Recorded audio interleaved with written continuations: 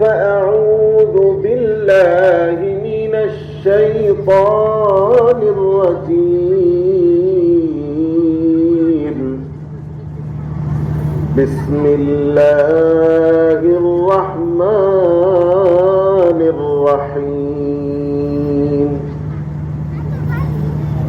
وتزودوا فإن خير الزاد التقوى واتقون يا أولي الألباب وقال رسول الله صلى الله عليه وسلم اتق النار ولو بشق تمرة أو كما قال عليه الصلاة والسلام صدق الله مولانا العظيم وصدق رسوله النبي الكريم ونحن على ذلك لمن الشاهدين والشاكرين والحمد لله رب العالمين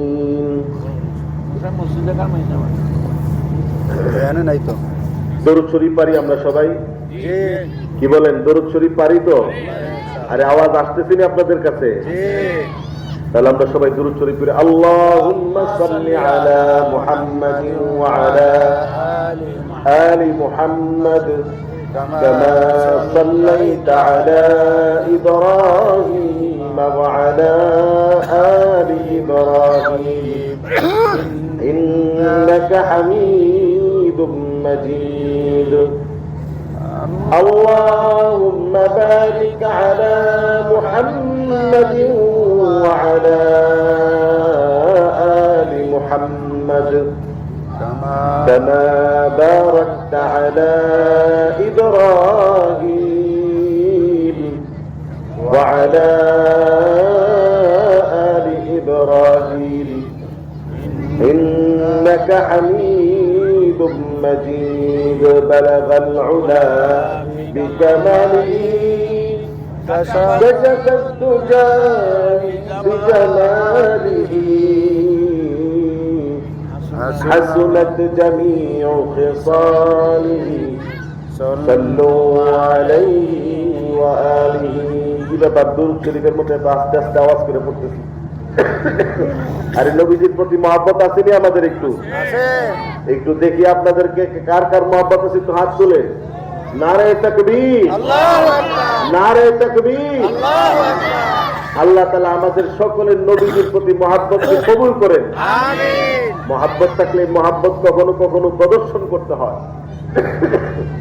যখন জান দেওয়ার দরকার হবে তখন তো জান দেওয়ার জন্য ময়দানে আসতে হবে তখন ঘরের মধ্যে বসে থাকলে কাজ হবে না কথা ঠিক কিনা ঠিক তদ্রূপ এখন নবীজির মহব্বতের দুরূদ শরীফ পড়া হবে আমরা এখন খামোশ বসে থাকবো না নবীজির প্রতি যদি মহব্বত থাকে মহব্বতের প্রদর্শনী করে একটু জোরে সোরে পড়ি বালাগাল উলা বিকামালিহি কাশাফাত তুজা বিজামালিহি حسنت جميع خصاله صلوا عليه وآله جو مهد الأرض سماء جو مهد الأرض سماء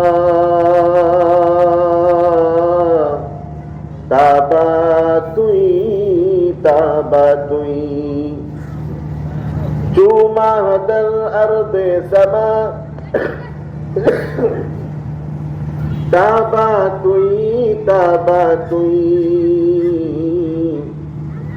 رشک ملک نور خدا انساتوی بلغ العلا بکماله كشف الدجى بجماله حسنت جميع خصاله صلوا عليه وآله يا إلهي रहम कुन बर महमा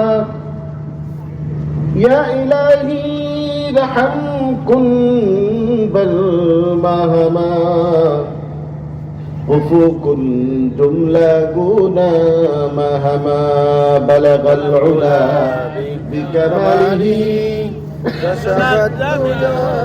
बिजमालिही हसनत जमीउ खिसालिही सल्लु अलैहि व आलिहि ला इलाहा इल्लल्लाह मोहब्बत ला इलाहा इल्लल्लाह ला इलाहा इल्लल्लाह माशाअल्लाह ला इलाहा इल्लल्लाह खाली जगह पूर्ण করে বসি লা ইলাহা ইল্লাল্লাহ লা ইলাহা ইল্লাল্লাহ লা ইলাহা ইল্লাল্লাহ লা ইলাহা ইল্লাল্লাহ ये मालो दौलत दुनिया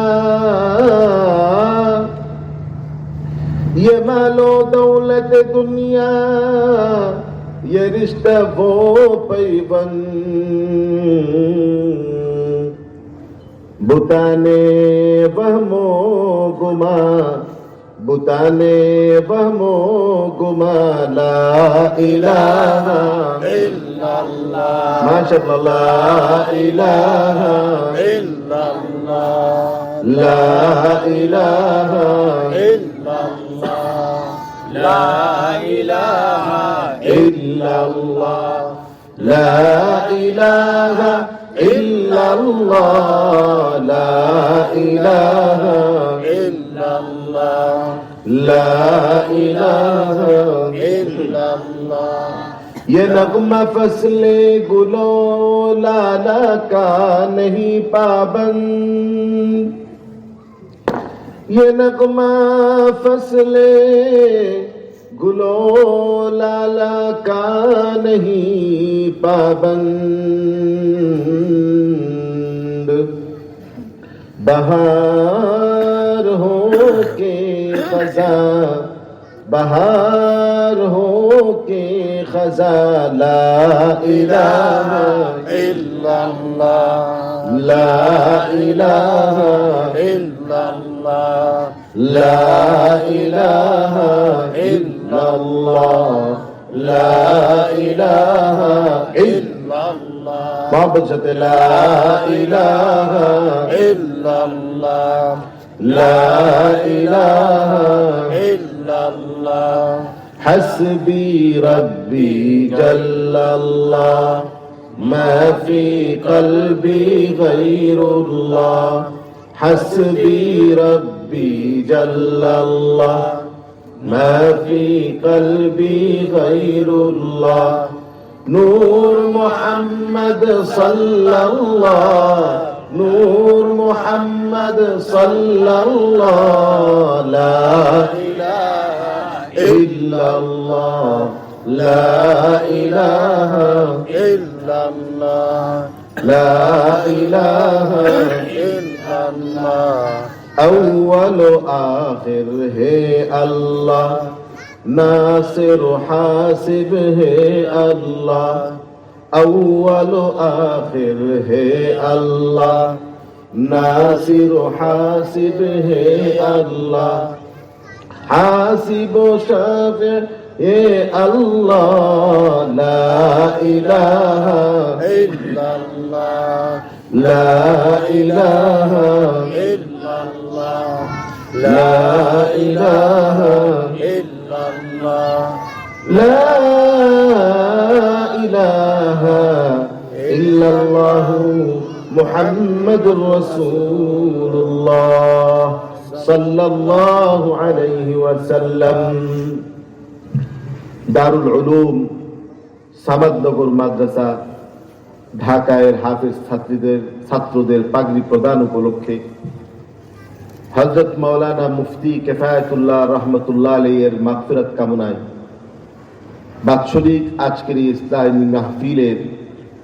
ইসলাহি মাহফিলের নেহায়েত কাবিল ইহতরাম শ্রদ্ধাভাজন জনাব সভাপতি হযরত মাওলানা মুফতি ফখরুল হাসান মাসউদ দামাত বারাকাতুহুম, প্রধান মেহমান আল্লামা এনায়েতুল্লাহ কাসিমি, আল্লামা ইয়াহইয়া মাহমুদ কাসিমি দামাত বারাকাতুহুম, অত্র প্রতিষ্ঠানের প্রতিষ্ঠাতা পরিচালক বিশিষ্ট আলেমে দ্বীন হযরত মাওলানা আরিফুল ইসলাম সাহেব দামাত বারাকাতুহুম সহ উপস্থিত দিগার উলামায়ে কেরাম, মুরব্বিয়ানে ইজাম, যুবক ভাইয়েরা, কচি কাচারা, পর্দার অন্তরালে বসে থাকা মা ও বোনেরা, আল্লাহ রাব্বুল আলামিনের মেহেরবানি যে আল্লাহ তাআলা আমাকে আপনাকে আমাদের মতন দুর্বল মানুষদেরকে আল্লাহ তাআলা রমজানের পূর্ব মুহূর্তে আমাদেরকে এইরকম দিন এক মজলিসের মধ্যে বসার তৌফিক দিয়েছেন। এই জন্য আমরা খুশি না বেজার? তাহলে আল্লাহ পাকের শুকরিয়া আদায় করে খুশি প্রকাশ করার জন্য একবার দিল থেকে জোরে সোরে বলি আলহামদুলিল্লাহ। আলহামদুলিল্লাহ। মুহতারাম হাজিরিন, এই মজলিসটা কোনো দিনই দুনিয়াবি কোনো মজলিস না, ঠিক কিনা কথা? এটা কি মজলিস? দিনই মজলিস। দিনই মজলিসের মধ্যে আল্লাহ পাকের পক্ষ থেকে অনেক সাকিনা নাজিল হয়ে থাকে। হাদিস শুনছেন তো আপনারা? আল্লাহর হাবিব সাল্লাল্লাহু আলাইহি ওয়াসাল্লাম ফরমান যে দিনই মজলিসের মধ্যে যখন বসে তখন আল্লাহর রহমতের ফেরেশতারা তাদেরকে চতুর্দিক থেকে বেষ্টন করে থাকে। সুবহানাল্লাহ বলবেন না? সুবহানাল্লাহ। শুধু তাই নয়, দুনিয়াবাসী যেমন ভাবে আসমানের দিকে তাকায়া বড় বড় তারকারাজি দেখে বিস্ময়ে হতবাক হয়ে খুশি হয়ে যায়, ঠিক তদ্রূপ আসমানের ফেরেশতারাও দুনিয়ার কিছু মজলিসকে নিয়ে আল্লাহর দরবারে গর্ব করতে থাকে, তাদের সামনে বিস্ময় প্রকাশ করতে থাকে, খুশি প্রকাশ করতে থাকে। আর ওই সমস্ত মজলিস হইল কোরআন ও হাদিসের মজলিস, দ্বীনি মজলিস, যেগুলি দুনিয়ার মধ্যে অনুষ্ঠিত হচ্ছে। সকলে আর একটু জোরে সোরে বলি সুবহানাল্লাহ। কিন্তু এই মজলিসের বরকত হাসিলের জন্য আমাদেরকে মজলিসের আদব রক্ষা করতে হবে। কথা বুঝতেছেন? আমরা মজলিসের যদি আদব রক্ষা না করি তাহলে এই মজলিসের বরকত পাওয়া যাবে না, ঠিক তো কথা? এই কথাটা কে বুঝেন নাই হাত তুলেন। ওই যে একজন হাত তুলে গেছে, না বুঝে গেছে, বোঝা গেল। তো মজলিসের আদব হইল আরাম করে বসার জন্য যতটুকু জায়গা দরকার এতটুকু জায়গা নেন, কিন্তু সামনে খালি জায়গা রাখবেন না। এই জন্য একটু সামনে, এদিকে বাম দিকে মানুষ বেশি হয়ে গেছে, কিছু মানুষ এদিকে চলে আসে, কিছু মানুষ এদিকে চলে আসেন। মাশাআল্লাহ। মুহতারাম হাজিরিন,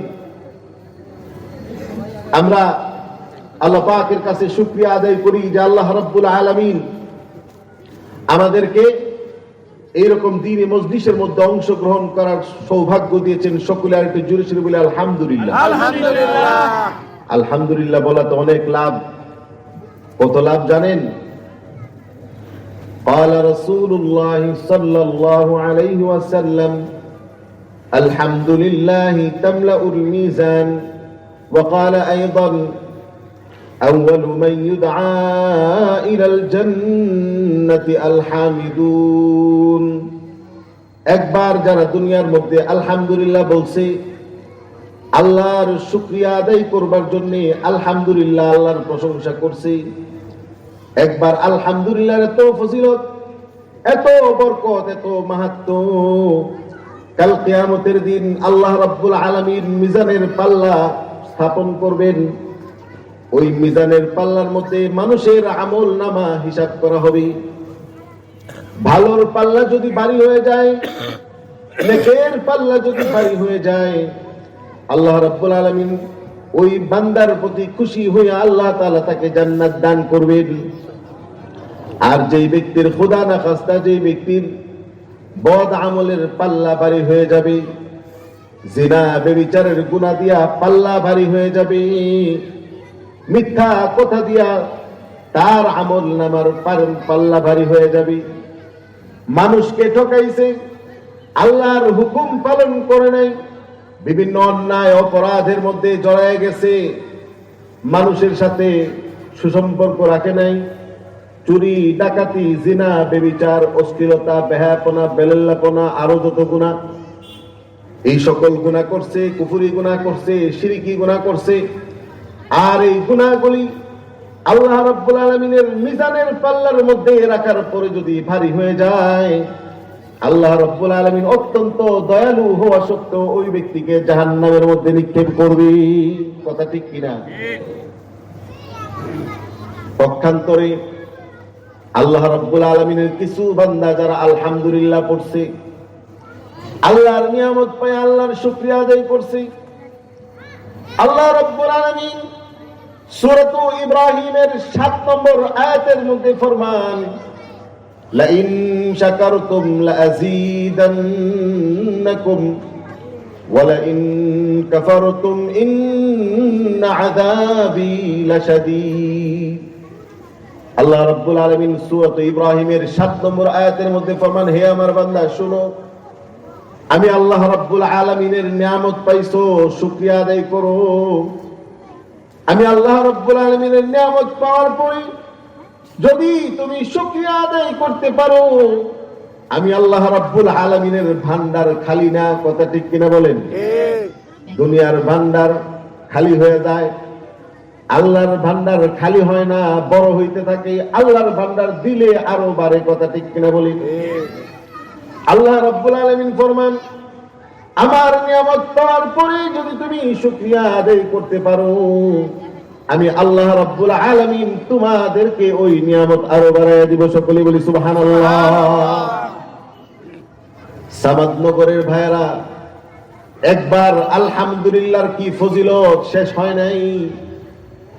আল্লাহর হাবিব সাল্লাল্লাহু আলাইহি সাল্লাম ফরমান, একবার মাত্র আলহামদুলিল্লাহ বলেছে যে ব্যক্তি, কাল কিয়ামতের দিন আল্লাহ রাব্বুল আলামিনের মিজানের পাল্লার মধ্যে যদি এক পাল্লার মধ্যে গুনাহগারের গুনাহ যদি রাখা হয়, আর এক পাল্লার মধ্যে যদি একবার মাত্র আলহামদুলিল্লাহকে লিখে দেওয়া হয়, দুনিয়ার মধ্যে যে ব্যক্তি একবার মাত্র আলহামদুলিল্লাহ পড়েছিল, আল্লাহ রাব্বুল আলামিনের ইখলাসের সাথে যে ব্যক্তি একবার মাত্র আলহামদুলিল্লাহ পড়েছিল, কাল কিয়ামতের দিন আল্লাহ রাব্বুল আলামিন শত শত গুনাহের উপরে ওই একবার আলহামদুলিল্লাহর পাল্লাকে ভারী করে দিবে। আলহামদুলিল্লাহ বলে লাভ আসেনি? সুবহানাল্লাহ বলে লাভ আসেনি? আল্লাহু আকবার বলে লাভ আছে কিনা? কি কম? এই জন্য একটু সুবহানাল্লাহ জোরে জোরে কইতে পারবেন তো? মাশাআল্লাহ। আরো কি খুশির সংবাদ! এই দিনই মজলিসগুলি তো এমন জায়গা, এখান থেকে আল্লাহর পক্ষ থেকে নেওয়ার জন্যই আল্লাহ তাআলা এই মজলিসগুলি স্থাপন করছেন। এই পিছনের ছেলে, এই ছেলে, এই তোমরা দৌড়াদৌড়ি করতেছো কেন? বসো এদিকে, সুন্দর করে বসো, আর কেউ যেন দৌড়াদৌড়ি না করো।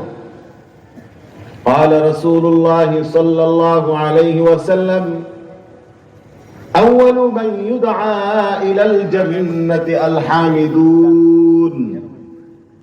আল্লাহর হাবিব সাল্লাল্লাহু আলাইহি সাল্লাম ফরমান, যারা আল্লাহর নিয়ামত পায়া আলহামদুলিল্লাহ বলছিল, আলহামদুলিল্লাহর জিকির করছিল, আলহামদুলিল্লাহর আমল বানায় নিছিল, আলহামদুলিল্লাহর আমল বানায় নিছে, আল্লাহর প্রশংসা করাটাকে সে নিজের জিকির বানায় নিছে।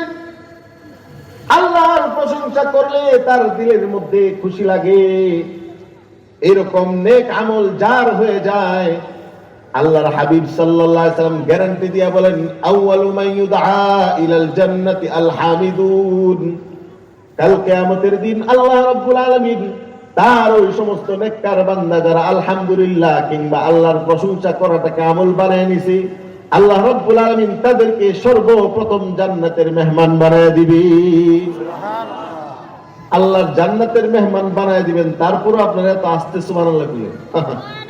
আল্লাহর জান্নাতটা কি ছোটখাটো কি কম?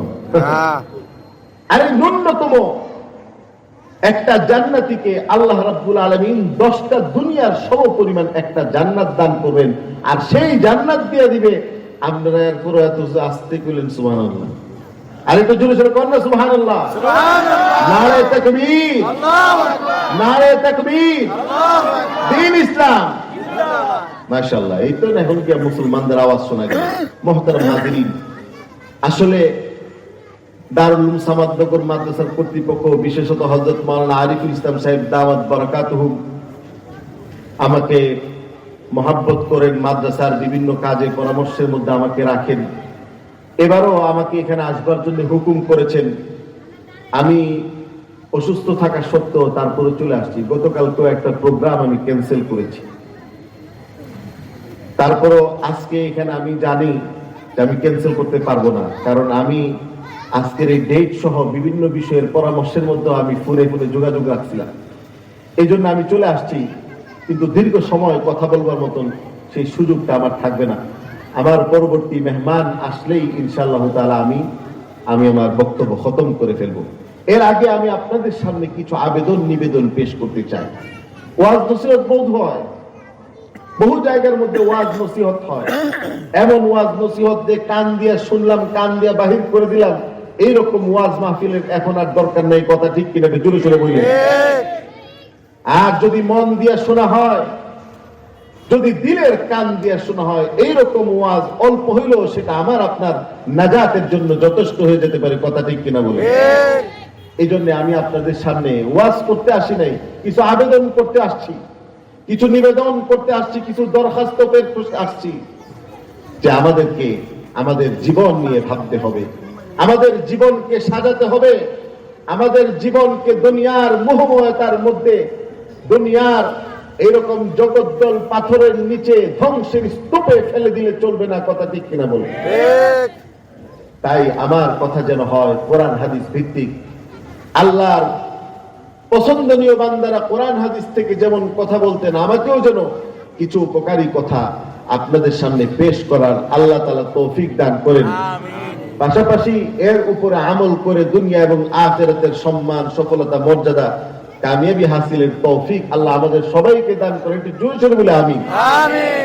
মুহতারাম হাজিরিন, আমি সূরাতুল বাকারার একটি আয়াত আপনাদের সামনে তেলাওয়াত করেছি।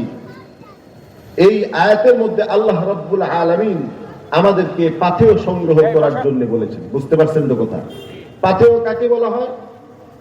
মুসাফির যখন কোন জায়গার মধ্যে সফর করে, তখন গন্তব্যস্থলে পৌঁছলে তার কিছু সামানের দরকার হয়। কথা ঠিক কিনা? আমার কথা যদি বুঝেন তাহলে একটু জবাব দিবেন। মুসাফির যখন গন্তব্যস্থলে পৌঁছে, তখন তার সামানের দরকার হয় না হয় না? হইতে থাকে। এই জন্য মুসাফির তার গন্তব্যস্থলে ব্যবহার্য বিভিন্ন সামানাপত্র সাথে নেয়। এই সামানাপত্রগুলিকে পাথেয় বলে। বুঝতে পারছেন তো কথা? তো আল্লাহ রাব্বুল আলামিন আমাদেরকে সামানা জোগাড় করবার জন্য বলছেন। কেন বলছেন? কারণ হইল এই পৃথিবীর মধ্যে আমরা কেউ চিরস্থায়ী না। কথা ঠিক কিনা বলেন? আমাদের পূর্বে আমাদের পিতা মাতা অনেকেই চলে গেছেন। এমনই ভাবে তার আগে যদি তান আমাদের দাদা পরদাদা, এইভাবে যেতে যেতে হযরতে সাইয়্যিদিনা আদম আলাইহিস সালাতু ওয়াস সালাম প্রথম মানব, প্রথম মানবী হযরতে হাওয়া আলাইহাস সালাম, এইরকম প্রত্যেকটা মানুষ দুনিয়া থেকে বিদায় নিতে হয়েছে। তাদের কেউ পৃথিবীতে স্থায়ী হয় নাই। হইতে পারে তার অনেক মাল দৌলত ছিল, হইতে পারে তার অনেক প্রভাব প্রতিপত্তি ছিল, হইতে পারে সে অনেক মেধাবী ছিল, যার যে পরিচয় থাক না কেন, কিন্তু পৃথিবীর মধ্যে কেউ স্থায়ী হয় না। এটাই বাস্তব কথা। ঠিক কিনা বলে? এই জন্য পৃথিবী থেকে প্রত্যেকটা মানুষ চলে যেতে হবে। কাল কিয়ামতের দিন আল্লাহ রাব্বুল আলামিন যখন জান্নাত এবং জাহান্নামের ফায়সালা করে দিবেন, তখন কিছু মানুষ আবার পৃথিবীতে আগমন করতে চাইব। কথা বুঝতেছেন তো? আল্লাহ রাব্বুল আলামিন যখন জান্নাতি জাহান্নামীদের ফায়সালা করে দিবেন, তখন আবার কিছু মানুষ দুনিয়ার মধ্যে আগমনের জন্য আহ্বান জানাবেন। এদের মধ্যে একদল হলো নেককার মানুষ, যারা দুনিয়ার মধ্যে নেক আমল করেছিল। তারা আল্লাহর দরবারে ফরিয়াদ জানাবে, পরওয়ারদিগার আলম, তোমার কথা মেনেছি, তোমার হুকুমের ফরমা বরদারি করেছি, এই জন্য আল্লাহ তাআলা তুমি এত সম্মান মর্যাদা দিয়েছো, জান্নাত দিয়েছো। আল্লাহ গো, আরেকবার যদি দুনিয়ার মধ্যে আরেকবার যদি আলহামদুলিল্লাহ বলতে পারতাম, দুনিয়ার মধ্যে আরেকবার যদি সুবহানাল্লাহ বলতে পারতাম, কতই না ভালো হতো। আল্লাহর ওই সমস্ত নেককার বান্দারা একবার মাত্র সুবহানাল্লাহ বলার যেই লোভ তাদের হবে, সেই লোভে লোভাতুর হইয়া তারা বলতে থাকবে, পরওয়ারদিগার আলম, আমাদেরকে আবার দুনিয়ার মধ্যে একবার যাওয়ার সুযোগ করে দেন। এবার যদি দুনিয়ার মধ্যে যাই, আল্লাহ আরো কিছু এমন সামান জোগাড় করে নিয়ে আসবো, যেই সামানের কারণে এখন যেই জান্নাত পাইছি তার চেয়ে আরো মর্যাদার জান্নাত পাওয়া যাব।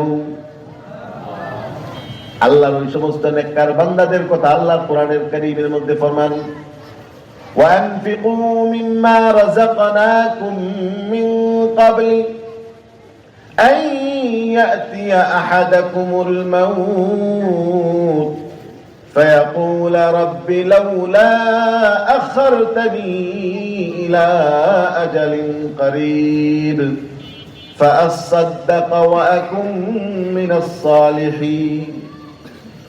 আল্লাহর ওই সমস্ত নেককার বান্দারা আল্লাহ রাব্বুল আলামিনকে ডেকে ডেকে বলতে থাকবেন, পরওয়ারদিগার আলম, আবার আমাদেরকে দুনিয়ার মধ্যে যাওয়ার সুযোগ করে দিন। এবার দুনিয়ার মধ্যে গেলে সাদকা করব, মাল দৌলত যা জমাইছিলাম সবগুলি দান করে দিব গো মাওলা। এভাবে বলতে থাকবে। এটা হলো একদল যারা নেক আমল করছে। আর বদকাররাও আল্লাহর কাছে কইতে থাকবে, বদকাররাও চিৎকার করতে থাকবে, পরওয়ারদিগার আলম, আমাদেরকে আবার পৃথিবীতে যাওয়ার সুযোগ দেন। এবার যদি পৃথিবীতে যেতে পারি, ব্যবসা বাণিজ্য যা করছি, এখন পৃথিবীতে গেলে আর কোন ব্যবসা বাণিজ্যের দিকে মুখ ফিরেও তাকাবো না। ঘর সংসার যা করছি সব ভুলে গেলাম। এবার যদি পৃথিবীতে যেতে পারি, পরওয়ারদিগার আলম, একমাত্র সাধনা হবে তোমার জিকির করা, একমাত্র কাজ হবে তোমাকে আরাধনা করা। তোমাকে পাওয়ার জন্য সাধনা করতে করতে জীবনকে বিলিয়ে দিব। কিন্তু তারপরও দুনিয়ার কোন লোভের মধ্যে, দুনিয়ার কোন মোহময়তার পিছনে আমরা পড়বো না। আল্লাহ আরেকবার আমাদেরকে যাওয়ার সুযোগ করে দেন। কিন্তু আল্লাহ তাআলা কি বলেন জানেন? আল্লাহর পক্ষ থেকে ফেরেশতারা তখন ধমক দিবে, আওয়ালাম নুআম্মিরকুম, হাই এত বড় বড় আলাপ করো না। একবার কি তোমাদেরকে জীবন দেওয়া হয় নাই? তোমাদের কাছে কি কোন সত্যবাদী নবী আসে নাই? তোমাদের কাছে কি কোরআন পৌঁছে নাই? তোমাদের কাছে কি হাদিসের বাণী পৌঁছে নাই? তোমাদের কাছে কি কোনো আলেম কোরআন হাদিসের কথা শোনায় নাই? তোমাদের কাছে কি কোনো সত্যবাদী মানুষ পৌঁছে নাই? এত মানুষ, এত হেদায়েতের এত রাস্তা থাকার পরেও তোমরা আল্লাহর কথা শুনো নাই। যাও, এখন তোমরা যতই চিৎকার চেঁচামেচি করো, তোমাদের এই কথা আর শোনা হবে না। একবার জোরে সোরে বলি নাউযুবিল্লাহ, নাউযুবিল্লাহ। আল্লাহ তাআলা এই কথাই বলেন, সুম্মা লা ইয়ামুতু ফিহা ওয়া লা ইয়াহইয়া, সুম্মা লা ইয়ামুতু ফিহা ওয়া লা ইয়াহইয়া। ওয়া ক্বালা আইদান রাব্বি ইরজিউন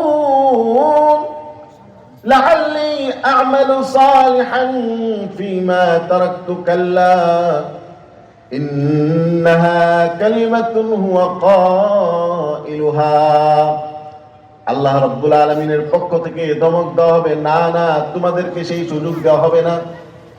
কারণ আখিরাতের মধ্যে যে একবার চলে আসে তার আর কখনো মৃত্যু স্পর্শ করে না। কথা ঠিক কিনা? জোরে সোরে বলেন। আরে কি কম, মৃত্যু কি আবার আসবে নাকি? ওই পিছনের মানুষের মনে হয় সন্দেহ আছে। আরে আপনার কি সন্দেহ আছে? কি কম, একবার যদি কেউ দুনিয়া থেকে বিদায় নিয়ে যায় তাহলে কি আর তার মৃত্যু আছে? আর মৃত্যু নেই। সুম্মা লা ইয়ামুতু ফিহা ওয়া লা ইয়াহইয়া, এরপর আর কোনো মৃত্যু হবে না। বুখারী শরীফের জিলদে সানির মধ্যে আছে, আল্লাহ রাব্বুল আলামিন মৃত্যুকে একটা বকরীর রূপ দিয়া জান্নাত এবং জাহান্নামের মাঝখানে উপস্থিত করবেন। আল্লাহ রাব্বুল আলামিন ওই মৃত্যু নামক বকরীটাকে আল্লাহ রাব্বুল আলামিন আল্লাহর পক্ষ থেকে জবাই করে দেওয়া হবে। এরপরে ঘোষণা দেওয়া হবে, মৃত্যুকে জবাই করে দেওয়া হয়েছে, এখন আর তোমাদের কারো কখনো মৃত্যু আসবে না। তাখলুদুন, তোমরা এখন থেকে চিরস্থায়ী হয়ে গেলা। সুতরাং যে ব্যক্তি জাহান্নামের মধ্যে যার ঠিকানা হয়ে গেছে, জাহান্নামী হিসেবে যে ব্যক্তি তার পরিচয় লেখায় নিল, ওই ব্যক্তি সব সময় জাহান্নামের মধ্যেই জ্বলতে থাকবে। পক্ষান্তরে আল্লাহর নেককার বান্দারা যারা আল্লাহ রাব্বুল আলামিনের ফরমাবরদারি করেছিল, আল্লাহ রাব্বুল আলামিন আবাদুল আবাদ চিরস্থায়ী জান্নাতের মালিক তাকে বানায় দিবেন। একটু জোরে বলি সুবহানাল্লাহ। হযরতে আল্লামা হাজী ইমদাদুল্লাহ মুহাজির মক্কি রাহমাতুল্লাহ আলাইহি, নাম শুনছেন? হাজী ইমদাদুল্লাহ মুহাজির মক্কি রাহমাতুল্লাহ আলাইহি আমাদের দেশের যত বড় বড় মাদ্রাসা আছে, যত বড় বড় বুজুর্গানে দিন আলেম উলামায়ে কেরাম আছেন, যত পীর মাশায়েখ আছেন, সকল পীরের গুড়া হইল হাজী ইমদাদুল্লাহ মুহাজির মক্কি রাহমাতুল্লাহ। একবার জোরে সোরে বলেন না সুবহানাল্লাহ। সকল সিলসিলার মুরব্বী ওনারে এই হুজুরের মানি না, এই হুজুরের মানি না, এখন এরকম বহুত লোক পাইবেন, কিন্তু হাজী ইমদাদুল্লাহ মুহাজির মক্কিরে মানি না এমন লোক পাওয়া যায় না। কারণ ওনারে যদি না মানে তোমার তার সনদই শেষ। বুঝতে পারছেন তো কথা? আল্লাহর মেহেরবানিতে আমি দারুল উলুম দেওবন্দে যখন পড়াশোনা করেছি, তখন ওনার ভারতের মধ্যে ওনার যেই হুজরাখানাটা, যেই হুজরার মধ্যে উনি ইবাদত করতেন, আমি ওনার সেই ইবাদত খানার মধ্যে আল্লাহ আমাকে নেওয়ার সৌভাগ্য দিয়েছেন। সবাই বলি আলহামদুলিল্লাহ। আমি গিয়ে দেখেছি যে ওনার যেই কামরাটা, যেই ছোট্ট হুজরাখানাটা, এই হুজরাখানার মধ্যে একজন মানুষের চেয়ে বেশি মানুষ সেখানে থাকাই সম্ভব না। একজন মানুষের চেয়ে বেশি মানুষ থাকাই সম্ভব না। আর ওই হুজরাখানার মধ্যে অতিরিক্ত কোনো জানালা নাই, শুধুমাত্র একটা পকেট জানালা নিচ দিয়ে দেওয়া আছে। একান্ত জরুরতে কেউ যদি হুজুরের কাছে আসে তাহলে সে ওইখানে তার কথা পেশ করতে পারে। ওই ঘরের মধ্যে উনি 3টা নসিহত লিখে রেখেছিলেন। এর মধ্যে অন্যতম একটা নসিহত হলো, ইমদাদ जितना दिन दुनिया में रहना है उतना दिन के हिसाब से दुनिया के लिए काम करो, और जितना दिन आखिरत में रहना है उतना दिन के हिसाब से आखिरत के लिए काम करो। একটু জোরে সরে বলি সুবহানাল্লাহ। সুবহানাল্লাহ। কথাটা হইল হাজী ইমদাদুল্লাহ মুহাজির মক্কি রাহমাতুল্লাহ আলাইহি নিজেকে নসিহত করতেছেন, নিজেকে উপদেশ দিতেছেন। আমাদের সমাজের মধ্যে অবস্থা হইলো আমরা অন্যকে উপদেশ দিতে ভালোবাসি। আছে কিনা? কি কম আমরা অন্যের সত্য কথা কইবা, এই তুমি যে সত্য কথার জন্য বলতেছো, তুমি কয়টা সত্য কথা কয়দিন কইতে থাকো, এটার জন্য কোনো নাম নাই। অন্যকে নসিহত করবার জন্য আমরা বড় পটু, বড় পাকা, কিন্তু নিজেই আমরা সত্যবাদিতা কিংবা নেক আমলের ব্যাপার আমরা নিজেরাই বড় কাঁচা, বড় দুর্বলতার প্রদর্শন করি। কথা ঠিক কিনা বলেন?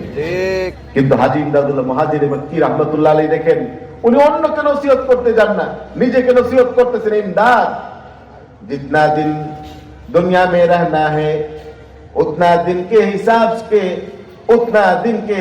से दुनिया के लिए काम करो। हाजी इमदादुल्लाह मुहाजिर मक्की रहमतुल्लाह আলাইহি নিজেকে নসিহত করে বলেন, ইমদাদ যতদিন তুমি দুনিয়ার মধ্যে থাকবা এতদিনের হিসাবে তুমি দুনিয়ার জন্য কাজ করো। जितना दिन आखिरत में रहना है, आखिरत में जितना दिन रहना है उतना दिन के हिसाब से आखिरत के लिए काम करो। আর আখিরাতের মধ্যে তুমি যেই পরিমাণ দিবস থাকবে, যেই পরিমাণ সময় তুমি আখিরাতের মধ্যে থাকবে, সেই হিসাবে তুমি আখিরাতের জন্য নেক আমল করো। সুবহানাল্লাহ বলেন। সুবহানাল্লাহ। আখিরাতের কি কোনো হিসাব আছে দুনিয়ার সাথে? কোনো হিসাব নাই। সংক্ষিপ্ত কথা, এই জন্য আমি লম্বা কথার দিকে যাচ্ছি না। হাদিসে পাকের মধ্যে আল্লাহর হাবিব সাল্লাল্লাহু আলাইহি সাল্লাম ফরমান, একটা পাখি যদি বিশাল মহাসমুদ্রের মধ্যে একটু পানি পান করবার জন্য তার ঠোঁটটাকে ভিজায় দেয়, তাহলে তার ঠোঁটের মধ্যে যেই পরিমাণ পানি লেগে থাকে, ঠোঁটের মধ্যে যেই পরিমাণ পানি লেগে থাকে তার তুলনায় 7 সাগর 13 নদীর মধ্যে যেই পরিমাণ বেশি পানি থাকে, দুনিয়ার হিসাবটা আখিরাতের হিসাবটা এমনই। দুনিয়ার হিসাবটাকে মনে করবা পাখির ঠোঁটের মধ্যে লাগা সামান্য বিন্দু পরিমাণ পানি, আর আখিরাতের হিসাবটা হলো 7 সমুদ্র 13 নদী, যার কোনো হিসাব হইতে পারে না। ঠিক কিনা বলেন? এই জন্যে কথা বলে যায় না। আমি আপনাদেরকে এতক্ষণ যেই কথাটা বলতেছিলাম যে আল্লাহ রাব্বুল আলামিন আমাদেরকে পাথেয় সংগ্রহ করবার জন্য বলছেন। কথা ঠিক কিনা? কেন বলছেন? কারণ আমরা দুনিয়ার মধ্যে কেউ থাকবো না, আখিরাতের মধ্যে চলে যাব। আখিরাতের জীবনটাই আমাদের আরাধ্য জীবন, আমাদের পরম সাধনার জীবন। আখিরাতটাই হলো আমাদের প্রধান পরিচয়। দুনিয়ার মধ্যে কে আছে কে নাই সেটা 2 দিন পরেই সব কিছু মিশে একদম শেষ হয়ে যাবে। আখিরাতের মধ্যে যার সফলতা হবে সেই প্রকৃত সফলতা। এই জন্য আল্লাহ রাব্বুল আলামিন ফরমান ওয়াতাযাওয়াদু ফাইন্না খায়রাজ যাদিত তাকওয়া। হে ঈমানদারেরা, তোমরা আখিরাতের সামান জোগাড় করো, আখিরাতের জন্য পাতেও সংগ্রহ করো। সামাদনগরের ভাইয়েরা, যাত্রাবাড়ির ভাইয়েরা, একটা কথা বলবো, শীতের রাত্রিতে যদি কোনো মা তার ছোট্ট শিশু সন্তান কিনিয়া সফরে বাইর হয়, দেখবেন তার ব্যাগের মধ্যে প্রথমেই ছোট বাচ্চাটার শীত বস্ত্রগুলি নিয়ে নেয়, শীতের ঠান্ডা কাপড়গুলি নিয়ে নেয়। কারণ কি? কারণ হলো সফরের মধ্যে বাচ্চার ঠান্ডা লাগতে পারে, এই জন্য মা প্রথমেই সন্তানের জন্য শীতের কাপড়গুলি নিয়ে নেয়। এরকম ভাবে সফরের মধ্যে বাইর হইবার সময় দেখা যায়, যদি সফরের মধ্যে বৃদ্ধ পিতামাতা থাকে, বৃদ্ধ দাদা দাদি যদি থাকে, তাহলে দেখা যায় ব্যাগের মধ্যে আগেই তার দাদা দাদির কিংবা বৃদ্ধ বৃদ্ধার জন্য যেই জরুরি ঔষধগুলি দরকার সেইগুলি নিয়ে নেয়। কথা ঠিক কিনা বলেন? আমার পরওয়ারদিগার আলম আল্লাহ রাব্বুল আলামিনও বলেন ওয়াতাযাওয়াদু ফাইন্না খায়রাজ যাদিত তাকওয়া। হে মানব সম্প্রদায়, দুনিয়ার মধ্যে তোমরা কেউ চিরস্থায়ী না, আখিরাত হইল তোমাদের আসল বাড়ি। সুতরাং আখিরাতের জন্য সামান জোগাড় করো। আখিরাতের জন্য কি সামান জোগাড় করবা? আল্লাহ রাব্বুল আলামিন ফরমান ওয়াতাযাওয়াদু ফাইন্না খায়রাজ যাদিত তাকওয়া। আখিরাতের সামানের মধ্যে সবচেয়ে উত্তম সামান হলো তাকওয়া, খোদা ভীরুতা। আল্লাহর ভীরুতার এই সামান যদি তুমি অর্জন করতে পারো, দুনিয়ার জিন্দেগি শেষ হইতে দেরি। তাকওয়ার গুণে গুণান্বিত ব্যক্তি, তাকওয়ার সামান পাথেও যার হয়ে যাবে, আল্লাহ রাব্বুল আলামিন ওই ব্যক্তিকে জান্নাতি নাজ নিয়ামত দিয়া পুরস্কার দিতে দেরি করবেন না। কথা ঠিক কিনা বলি? এই তাকওয়া, খোদা ভীরুতা যদি আমার আপনার অর্জন হয়ে যায়, তাহলে আমার আপনার দুনিয়া জিন্দেগি শেষ হইতে দেরি, আল্লাহ রাব্বুল আলামিনের দরবার থেকে পুরস্কার পাইতে দেরি হবে না। কথা হইল তাকওয়া কারে কয়? বুঝতে পারতেছেন তো কথা? তাকওয়া কাকে বলে? ইমতিসালু আওয়ামিরিল্লাহ, পারে আল্লাহর হুকুম মানবা, এটাই তাকওয়া। আল্লাহর ভয়ে আল্লাহর হুকুমগুলিকে মানবা এবং নিষেধ বস্তুগুলিকে বর্জন করে দিবা। কোরআন শরীফের মধ্যে আল্লাহ রাব্বুল আলামিন এক জায়গায় বলেন, মা আতাকুমুর রাসূলু ফাখুযুহু ওয়া মা নাহাকুম আনহু ফান্তাহু।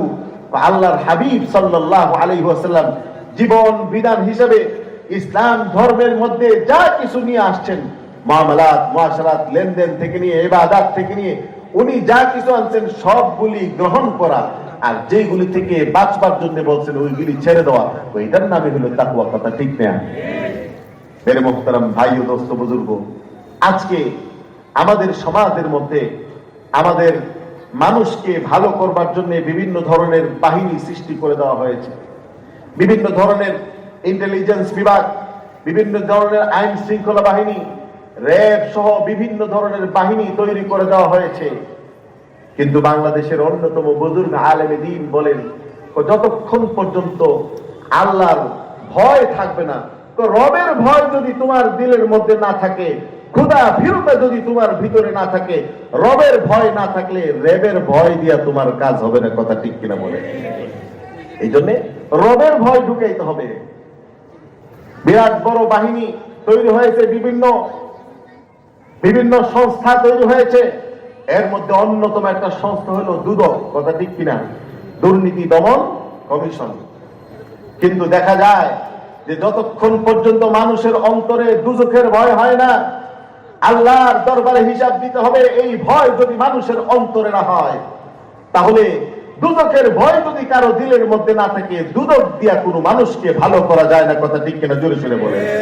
এই জন্যই ক্ষুধা ভীরুতার প্রয়োজন।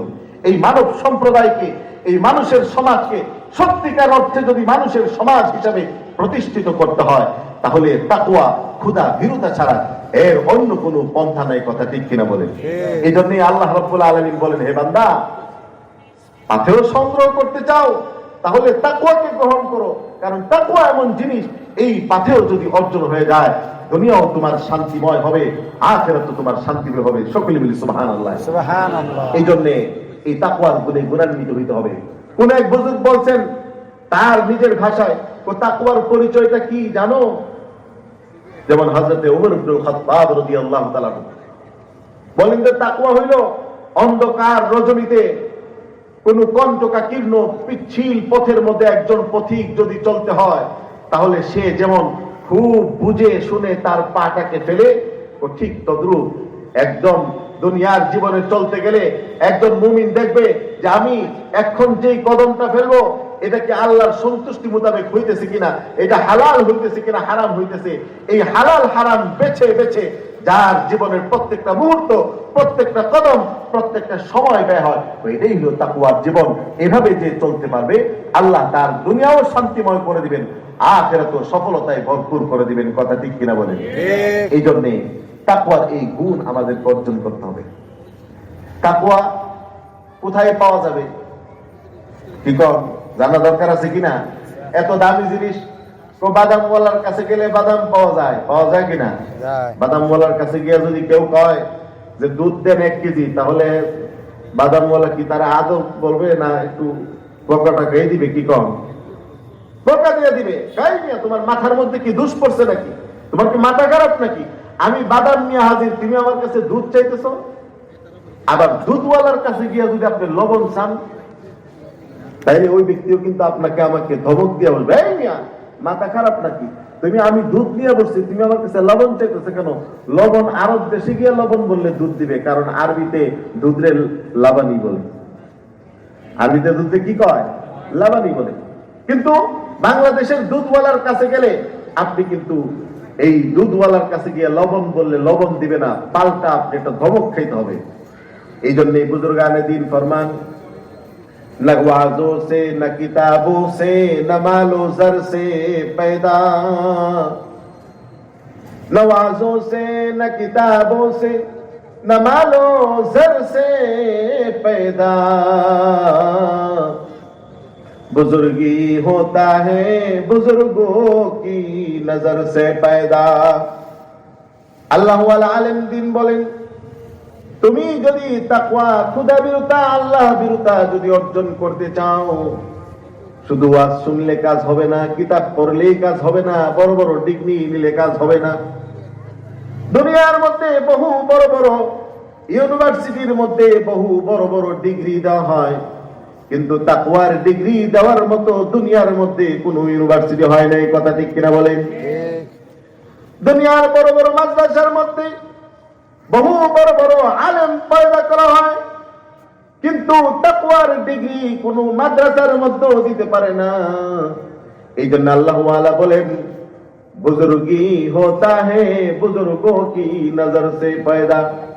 বুজুর্গি যদি তুমি অর্জন করতে চাও, খুদা বিরুতা যদি তুমি অর্জন করতে চাও, তাকওয়া যদি তুমি অর্জন করতে চাও, তাহলে আর কিছু নয়, সত্যিকার অর্থে আল্লাহ ওয়ালা আলেম যারা খুদা বিরুতা অর্জন করেছে, তাকওয়ার গুণে গুণান্বিত হয়েছে, আল্লাহর ভয়ে ভীত যার অন্তর, প্রকম্পিত যার অন্তর, এইরকম আল্লাহ ওয়ালা আলেমদের জুতা সুজা করো, তাদের সাথে সান্নিধ্য অর্জন করো, তাদের সাথে লেগে থাকতে পারলেই তোমার জিন্দেগির মধ্যেও খুদা বিরুতা আসবে।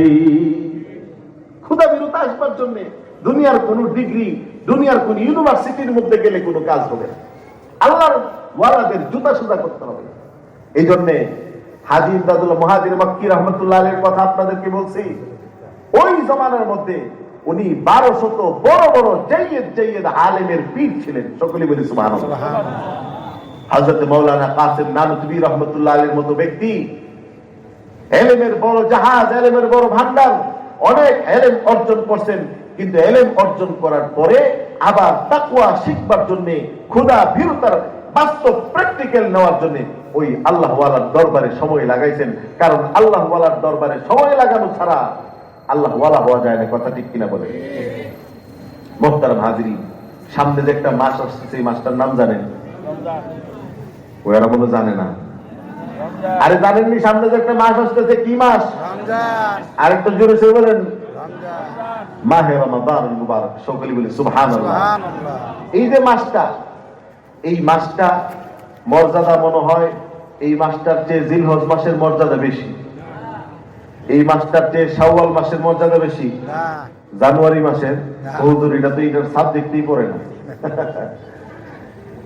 কোন মাস, কোন দিন, কোন মাস রমজানের উপরে, রমজানের চেয়ে সম্মানিত কোন মাস নাই। আর এই রমজানের মাসের আল্লাহ রাব্বুল আলামিন কেন দান করতে জানেন? ওই আজকে আমি আপনাদের সামনে যে আয়াত তেলাওয়াত করেছি, আল্লাহ রাব্বুল আলামিন ফরমান, ইয়া আইয়ুহাল্লাযীনা আমানু, ইয়া আইয়ুহাল্লাযীনা আমানু কুতিবা আলাইকুমুস সিয়ামু কামা কুতিবা আলাল্লাযীনা মিন ক্বাবলিকুম كما كتب على الذين من قبلكم لعلكم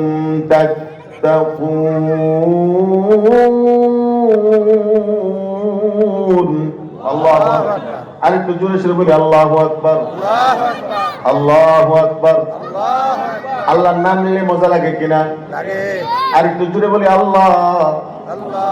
আল্লাহ আল্লাহ। আল্লাহ। আল্লাহু আকবার। আল্লাহু আকবার। আল্লাহ রাব্বুল আলামিন ফরমান, ইয়া আইয়ুহাল্লাযীনা আমানু, হে ঈমানদাররা, কুতিবা আলাইকুমুস সিয়াম, কুতিবা আলাইকুমুস সিয়াম, রমজান মাসে তোমাদের উপরে আমি রোজাকে ফরজ করেছি। কামা কুতিবা আলাল্লাযীনা মিন ক্বাবলিকুম লাআল্লাকুম তাত্তাকুন, ইতিপূর্বেও আমি বহু জাতির উপরে রোজাকে ফরজ করেছিলাম। আর এই কার্যক্রম আমি কেন নিয়েছি? আল্লাহ রাব্বুল আলামিন ফরমান, লাআল্লাকুম তাত্তাকুন, তোমাদেরকে তাকওয়া শিখাইবার জন্য, মুত্তাকি পরহেজগার বানাইবার জন্য, খোদা বিরুতা আল্লাহ বিরুতার এই গুণ হাসিল করবার মধ্যে যেন তোমরা পারঙ্গম হয়ে যাও, পারদর্শী হয়ে যাও। এই জন্য আমি আল্লাহ রাব্বুল আলামিন তোমাদেরকে রমজান মাস দান করছি। কত দামি জিনিস তাকওয়া। এই জন্য আল্লাহ ওয়ালা বুজুর্গানে দিন এই তাকওয়ার পিছনে মেহনত করতেন। এই বছর আমি আপনাদেরকে দাওয়াত দিয়ে যাই, এই পৃথিবীর বর্তমান পৃথিবীর অন্যতম একজন বিশিষ্ট আলেম দ্বীন, আমার শেখ ও মুর্শিদ হযরত মাওলানা সৈয়দ মাহমুদ আসাদ মাদানী দামাত বারাকাতুহুম, দারুল উলুম দেওবন্দ মাদ্রাসা। এই বাংলাদেশের যত মাদ্রাসা দেখতেছেন সকল মাদ্রাসার মা দারুল উলুম দেওবন্দ। ওই দেওবন্দ মাদ্রাসার মজলিসে শুরার সদর, মজলিসে শুরার অন্যতম মুরব্বী, বিশ্ববরেণ্য আলেম দ্বীন হযরত মাওলানা মাহমুদ মাদানী রমজানের প্রথম 5 দিন এই আফতাবনগর মাদ্রাসা, বনশ্রী আফতাবনগর মাদ্রাসার মধ্যে উনি ইতিকাফ করবেন। সকলেই বলি আলহামদুলিল্লাহ। আলহামদুলিল্লাহ। ওই জায়গার মধ্যে যাদের সম্ভব হয় 5টা দিন লাগায়েন। জীবনে তো বহু সময় বহুত ভাবে ব্যয় করেছে, জান না আল্লাহ ওয়ালাদের পিছনে কিছু সময় লাগে, দেখেন না জীবনটার মধ্যে কি পরিবর্তন হয়। শুধু তো মনে করছেন ব্যবসার মধ্যে, ব্যবসার পিছনে ঘুরলেই বুঝি টাকা পয়সা, না। আপনি আমি যতই মেহনত করি রিজিকের ফায়সালা হয় আসমানে। আমি আপনি যতই মেহনত করি আসমান থেকে যেই ফায়সালা হবে এর চেয়ে কমও না বেশিও না, যা ফায়সালা হবে সেই তদ্রূপ ফায়সালাই আল্লাহ তাআলা করে দিবেন। কথা ঠিক কিনা বলে? ঠিক। এই জন্যই উর্দুতে একটা কথা বলা হয়, হার দানে দানে পে লিখা है খানে ওয়ালা কা নাম। পারে তুমি তোমার দানার পিছনে, খানার পিছনে ঘুরতেছো, জানো আল্লাহ রাব্বুল আলামিন প্রত্যেকটা খানার পিছনে, প্রত্যেকটা দানার পিছনে নাম লিখে দিয়েছেন। যেই দানার মধ্যে, যেই ভাতটার মধ্যে, যেই ধানের যেই অংশটার মধ্যে যার নাম লেখা, আল্লাহ রাব্বুল আলামিন ফরমান বান্দার কাছে ওই দানাটা অবশ্যই গিয়া পৌঁছবে, ওই ভাতটা অবশ্যই গিয়া পৌঁছবে। সুবহানাল্লাহ। সুবহানাল্লাহ। এই জন্য দুনিয়ার পিছনে মোহময়তার সাথে এত ঘুরে লাভ নেই। কিছু সময় আল্লাহর জন্য দেওয়া দরকার, আখিরাতের জন্য দেওয়া দরকার, তাকওয়ার পিছনে মেহনত করা দরকার। বুজুর্গানে দ্বীনের সাথে আমাদেরকে সময় লাগানো দরকার। যারা সময় লাগাইছে তাদেরকে জিজ্ঞাসা করুন। আজকে এখানে আমি বড় খুশি হয়েছি, তেস্তুরি বাজার থেকে এবং ঢাকার বিভিন্ন অঞ্চল থেকে, ফার্মগেট থেকে বেশ অনেক ভাইয়েরা এখানে আসছেন। কেন? আল্লাহ ওয়ালাদের সান্নিধ্য নেওয়ার জন্য। আর ওনাদের কি ব্যবসা প্রতিষ্ঠান নাই? আছে, কিন্তু আল্লাহওয়ালা বুজুর্গানে দিনের সাথে সময় লাগায় দেখছে দুনিয়াও কামিয়াব আখিরাত তো কামিয়াব, কথা ঠিক কিনা বলেন? এই জন্য তাদের কাছে গিয়ে মাইকিং করতে হইছে না। আর আমাকে আপনাকে মাইকিং করার পরও আমরা কি হাজির থাকি না? ওই যে দেখেন না, এতক্ষণ ধরে কইলাম যে জায়গাটা পূর্ণ করে বসে না, এখনো পূর্ণ করে বসে না। একটু আগে বসি লা ইলাহা ইল্লাল্লাহ, লা ইলাহা সুন্দর করে বসি, আল্লাহ ওয়ালারা খুশি হবেন। এদিকে বাম দিকে তো ইল্লাল্লাহ আরাম করে বসতে যেমন জায়গা দরকার, লা ইলাহা ইল্লাল্লাহ, লা ইলাহা। কিছু ভাই দিকে চলে আসি, লা ইলাহা ইল্লাল্লাহ, লা ইলাহা ইল্লাল্লাহ, লা ইলাহা ইল্লাল্লাহ, লা ইলাহা ইল্লাল্লাহ, লা ইলাহা ইল্লাল্লাহ, লা ইলাহা ইল্লাল্লাহু মুহাম্মাদুর রাসূলুল্লাহ সাল্লাল্লাহু আলাইহি ওয়াসাল্লাম। তো মুহতারাম হাজিরিন, বলতেছিলাম এই তাকওয়ার গুণে গুণান্বিত হইতে হবে, তাকওয়ার গুণ অর্জন করতে হবে। সাহাবায়ে কেরামের জামানার মধ্যে হযরত ওমর ইবনুল খাত্তাব রাদিয়াল্লাহু তাআলা আনহু, নাম শুনছেন তো? ইসলামের দ্বিতীয় খলিফা, ইসলামের দ্বিতীয় খলিফা হযরত ওমর ইবনুল খাত্তাব রাদিয়াল্লাহু তাআলা আনহু এত সম্মানিত সাহাবী ছিলেন। আল্লাহর নবীজি ফরমান, লাউ কানা বাদি নাবিয়ান লাকানা উমর, আমার পরে যদি কোন নবী আসতো তাইলে সেই নবীটা হইতো হযরত ওমর। আর একটু জোরে কন্যা সুবহানাল্লাহ, সুবহানাল্লাহ, সুবহানাল্লাহ। আল্লাহর নবীজি বলেন, আমার পরে যদি কোন নবী হইতো তাহলে ওমর এমন একজন মর্যাদাবান ব্যক্তি, আল্লাহ কাউকে নবী না বানায় ওমরের মতন মহান ব্যক্তিকে আল্লাহ তাআলা নবী বানায় দিতেন। সুবহানাল্লাহ। ওই ওমর ইবনুল খাত্তাব রাদিয়াল্লাহু তাআলা আনহু জামানার মধ্যে তাকওয়ার গুণে মানুষ গুণান্বিত হয়ে গেছিল। এই জন্য সকল জায়গার মধ্যে শান্তি শৃঙ্খলা ফিরে আসছিল। হযরত ওমরের জামানার মধ্যে একটা বাঘ, একটা হিংস্র প্রাণী আরেকটা দুর্বল প্রাণীর উপরেও আঘাত করতো না, কারণ সে জানতো যে বর্তমান জামানার মধ্যে খলিফা হইল হযরত ওমর ইবনুল খাত্তাব। হযরত ওমরের জামানার মধ্যে এই ধরনের অন্যায়ের কোনো স্থান নাই। হযরত ওমর রাদিয়াল্লাহু তাআলা আনহু একদিন রাত্রিবেলা বাইরে হয়ে গেছে ওনার শাসনকালে, কারণ ওনার ভয় ছিল, উনি ক্ষুধা ভীরুতার গুণে গুণান্বিত ছিলেন। এই জন্য উনি চিন্তা করতেন যে উমরের রাজত্বে যদি ফুরাত নদীর তীরে একটা প্রাণী যদি না খেয়ে মারা যায়, একটা কুকুর সিগাল যদি না খেয়ে মারা যায়, না জানি কাল কিয়ামতের দিন আমাকে আল্লাহর দরবারে হিসাব দিতে হয়। এই জন্য হযরত ওমর রাত্রেবেলা আরামে ঘুমাইবেন সেটা তিনি করতে পারতেন না, বাইর হয়ে গেলেন। একদিন রাত্রে তিনি বাইর হয়েছেন, দীর্ঘ পথ সফর করার পরে মরু প্রান্তর পানি দেওয়ার পর একটা কুড়ে ঘরের পাশে গিয়া দেখেন ওই ঘরের ভিতরে মা আর মেয়ে কথা বলতেছে। কে কথা বলতেছে? মা আর মেয়ে। মা বলতেছে, ও বেটি, নিজের সন্তানকে লক্ষ্য করে বলতেছে, বেটি তুমি কালকে তোমার বাবা যখন দুধ নিয়ে বাজারে যাবে তখন দুধের মধ্যে একটু পানি বেশি করে মিশিয়ে দিবে। কি কথা কইতেছে? বলছে একটু দুধের মধ্যে একটু বেশি করে পানি মিশিয়ে দিও। ওই মেয়ে বলতে লাগলেন যে মা, তুমি কি খলিফা ওমর ইবনুল খাত্তাবের কথা শুনো নাই? তুমি কি হাদিসের কথা শুনো নাই?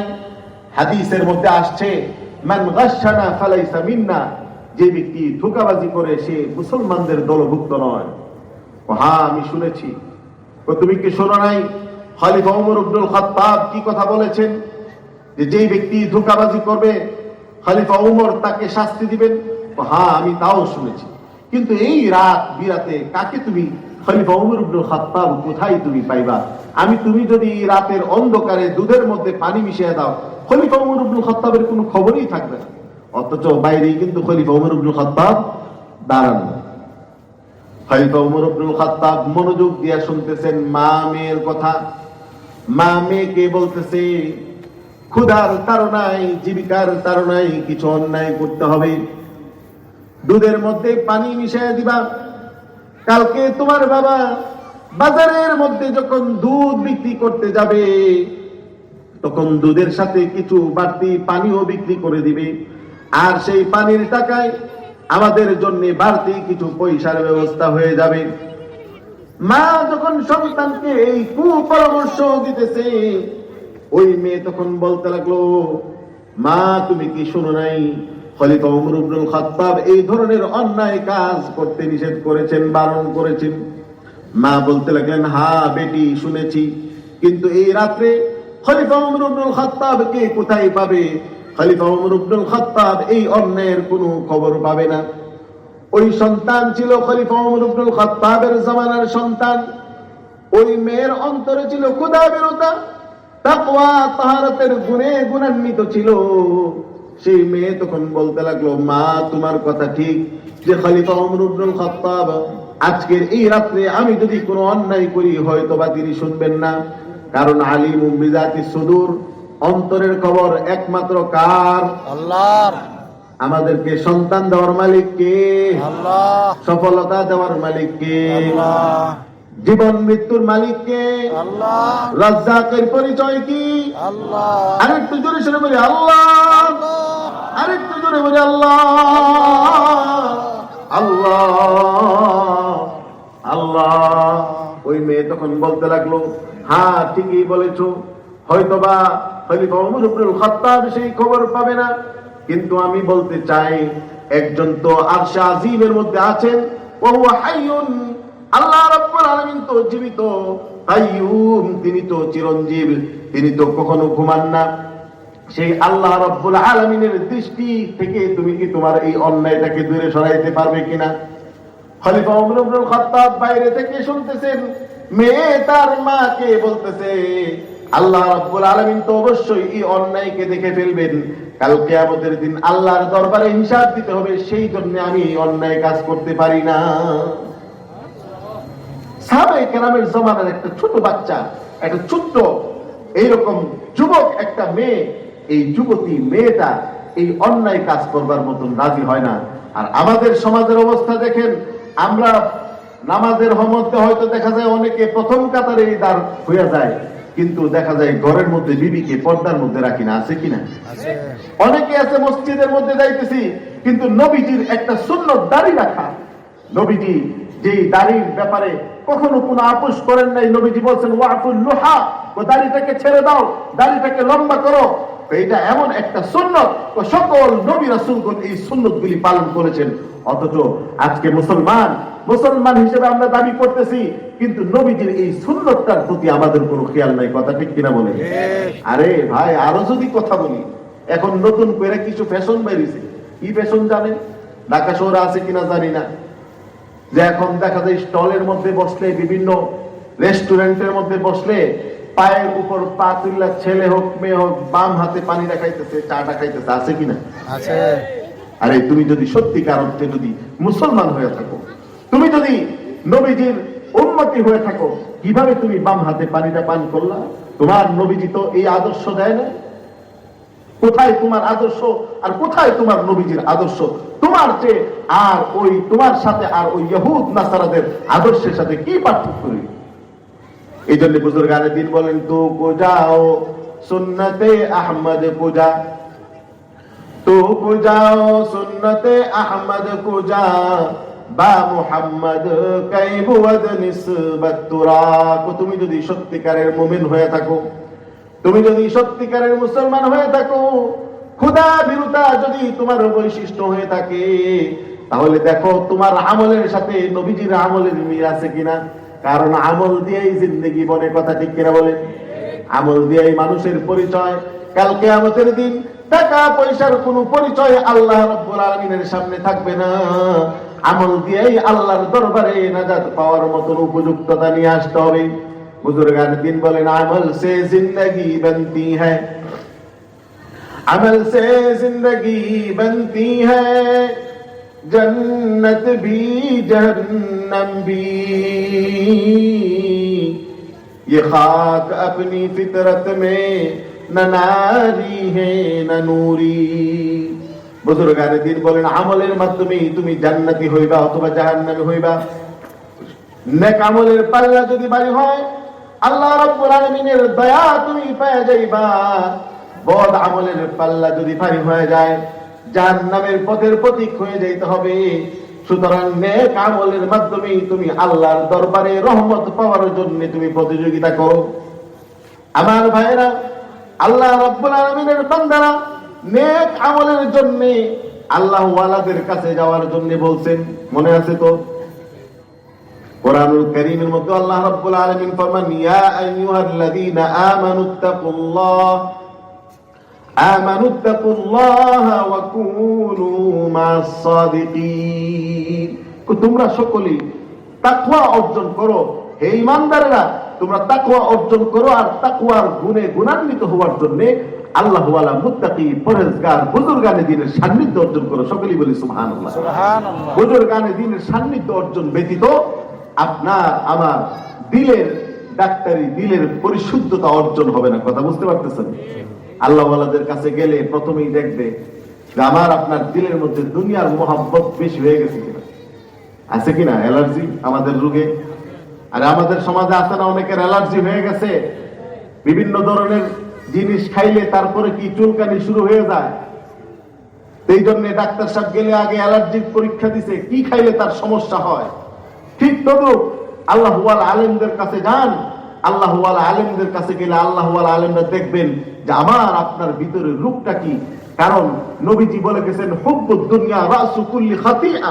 তো দুনিয়ার মহব্বত যার বেশি হয়ে যায়, তো তার দ্বারা দুনিয়ার যে কোনো বড় থেকে বড় গুনাহ হয়ে যেতে পারে। সকলেই বলি নাউযুবিল্লাহ। এই জন্য আল্লাহর ওলিদের কাছে গেলে আল্লাহর ওলিরা দেখবেন যে আগে তার ভিতরে কি বদগুণ আছে, আর কি দেখবেন, তো দেখবেন তার ভিতরে হাসাদ আছে কিনা। আছে কিনা? হাসাদ কারে কয়? হিংসা, বিদ্বেষ। আরেকজনের ভালোটা ভালো লাগে না, আরেকজনের উন্নতি দেখলে ভালো লাগে না। এরকম যদি হয় তখন আল্লাহ ওয়ালারা তার অন্তরের মধ্যে দেখবেন যে এই রূপটা তার আছে কিনা। কারণ এই রূপটা এমন একটা বাতিল রূপ, এই রূপ যদি হয়ে যায় তো নেক আমলগুলি তো দুনিয়ার মধ্যে যেমন কাষ্ঠখণ্ডগুলির মধ্যে আগুন লাগাই দিলে পুইরা নিঃশেষ হয়ে যায়, তো হাসাদ যদি কারো থাকে তো তার দিলের মধ্যে হাসাদ থাকার কারণে নেক আমল অনেক বেশি করছে, ওইগুলো আগুনের মধ্যে পুইরা ধূলিসাৎ হয়ে যাবে। কাল কিয়ামতের দিন আল্লাহর দরবারে হাজির হইলে আল্লাহর দরবারে মুক্তি পাওয়ার জন্য সে কোনো কিছু উপস্থিত করতে পারবে না। এই জন্য আল্লাহ ওয়ালা বুজুর্গানে দিনের সান্নিধ্য অর্জন করতে হবে। কাল কিয়ামতের দিন হিসাব দিতে হবে, ঠিক কিনা? কি জিনিসের হিসাব দিবেন? আল্লাহ নবীজি ফরমান, লা তাজালু কদামা ইবনে আদম ইয়াউমাল কিয়ামাতি হাত্তা ইউসআল আন খামসিন। কাল কিয়ামতের দিন আল্লাহ রাব্বুল আলামিনের বান্দারা আল্লাহর দরবারে হাজির হয়ে যাইবে। আল্লাহ রাব্বুল আলামিনের সামনে তাদের উপস্থিত হইতে হইবে। তখন তাদেরকে 5টা জিনিসের হিসাব দিতে হবে। এই 5টা জিনিসের হিসাব দেওয়া ব্যতীত কেউই তার একটা কদম সামনে আগাইতে পারবে না। কথাটা জানা দরকার কিনা? আরে ভাই, কথাটা জানা দরকার আছে কিনা? 5টা জিনিস যে আল্লাহ রাব্বুল আলামিন আমাদেরকে জিজ্ঞাসা করবেন, এই জিনিসটা জিজ্ঞাসা করা ব্যতীত কোনো মানুষ তার একটা কদম সামনে আগাইতে পারবে না। নবীজির হাদিস। কি বিষয়ে আল্লাহ রাব্বুল আলামিন জিজ্ঞাসা করবেন?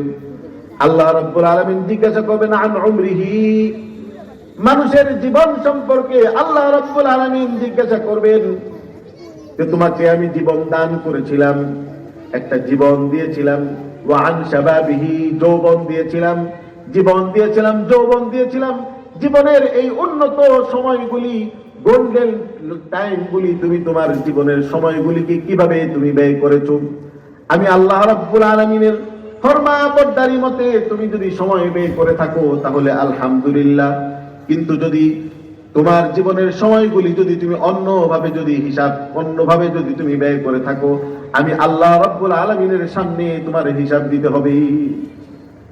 এইভাবে আল্লাহ রাব্বুল আলামিন জীবন সম্পর্কে জিজ্ঞাসা করবেন, যৌবন সম্পর্কে জিজ্ঞাসা করবেন। এরপরে কি জিজ্ঞাসা করবেন? قال رسول الله صلى الله عليه وسلم عن أعماله من أين اكتسب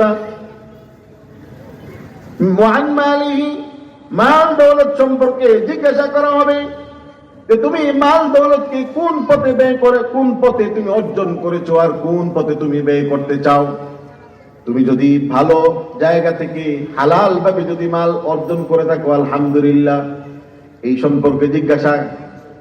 তারপরে 4th নম্বরে জিজ্ঞাসা হলো মাল দৌলত কামাই করছো, হালাল হইলো, তুমি তোমার মন মতো খরচ করতে পারো না। যেই পথে খরচ করলে আল্লাহ রাব্বুল আলামিন খুশি হবেন, যেই পথে খরচ করলে মানবের উপকার হয়, মানবতার উপকার হয়, দুনিয়ার কল্যাণ হয়, আখিরাতের কল্যাণ হয়, এই ধরনের নেক পথেই তুমি খরচ করতে পারো। বর্তমান জামানার মধ্যে দেখা যায় বহু মানুষ এমন আছে, মালটা তো হালালই, কিন্তু হালাল মাল হওয়ার পরও কোন পথে ব্যয় করবে সেই জ্ঞান নাই, আল্লাহর দরবারে হিসাব দিতে হবে সেই ভয় নাই।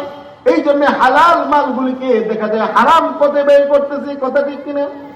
হারাম পথে ব্যয় করার কারণে হালাল মাল দৌলত ব্যয়, হালাল মাল হওয়ার পরও হারাম পথে ব্যয় করার কারণে কাল কিয়ামতের দিন আল্লাহ রাব্বুল আলামিনের আদালতের মধ্যে সে অপরাধী সাব্যস্ত হয়ে যাবে। এই জন্য মেরে ভাই ও দোস্ত বুজুর্গ, আমাদেরকে হালাল মাল হালাল পথেই ব্যয় করতে হবে। একটু জন্য রাজি আছি কিনা? আর একটু জোরে সরবে রাজি আছি তো ইনশাআল্লাহ? নারে তাকবীর, নারে তাকবীর। আল্লাহ তাআলা আমাদের সকলের হাতকে কবুল করে নামান। মুহতারাম হাজিরিন, এইভাবে আল্লাহ রাব্বুল আলামিন জিজ্ঞাসা করতে থাকবেন। ৫ম নম্বরের প্রশ্ন, আল্লাহ ওয়ালা বুজুর্গানে দিন, এইভাবে কাল কিয়ামতের দিন আল্লাহর দরবারে হিসাব দিতে হবে। তার মধ্যে অন্যতম একটা বড় হিসাব হলো ওয়ান ইলমিহি, যে মানুষের প্রত্যেকের ইলম সম্পর্কে জিজ্ঞাসা করা হবে যে তুমি দুনিয়ার মধ্যে হালাল হারাম জেনেছো, এই হালাল হারাম জানার পরে সেই জানা অনুযায়ী আমল করছো কিনা। কি কোন জিনাটা হারাম কিনা?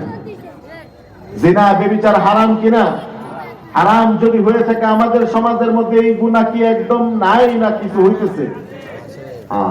এই জন্য আল্লাহ রাব্বুল আলামিন জিজ্ঞাসা করবেন, তুমি যদি জেনে থাকো এই গুনাহটা বড় গুনাহ, এই গুনাহটা বড় অপরাধ, তাহলে তুমি কেন এই এত বড় অপরাধের মধ্যে তুমি জড়ায় গেলা?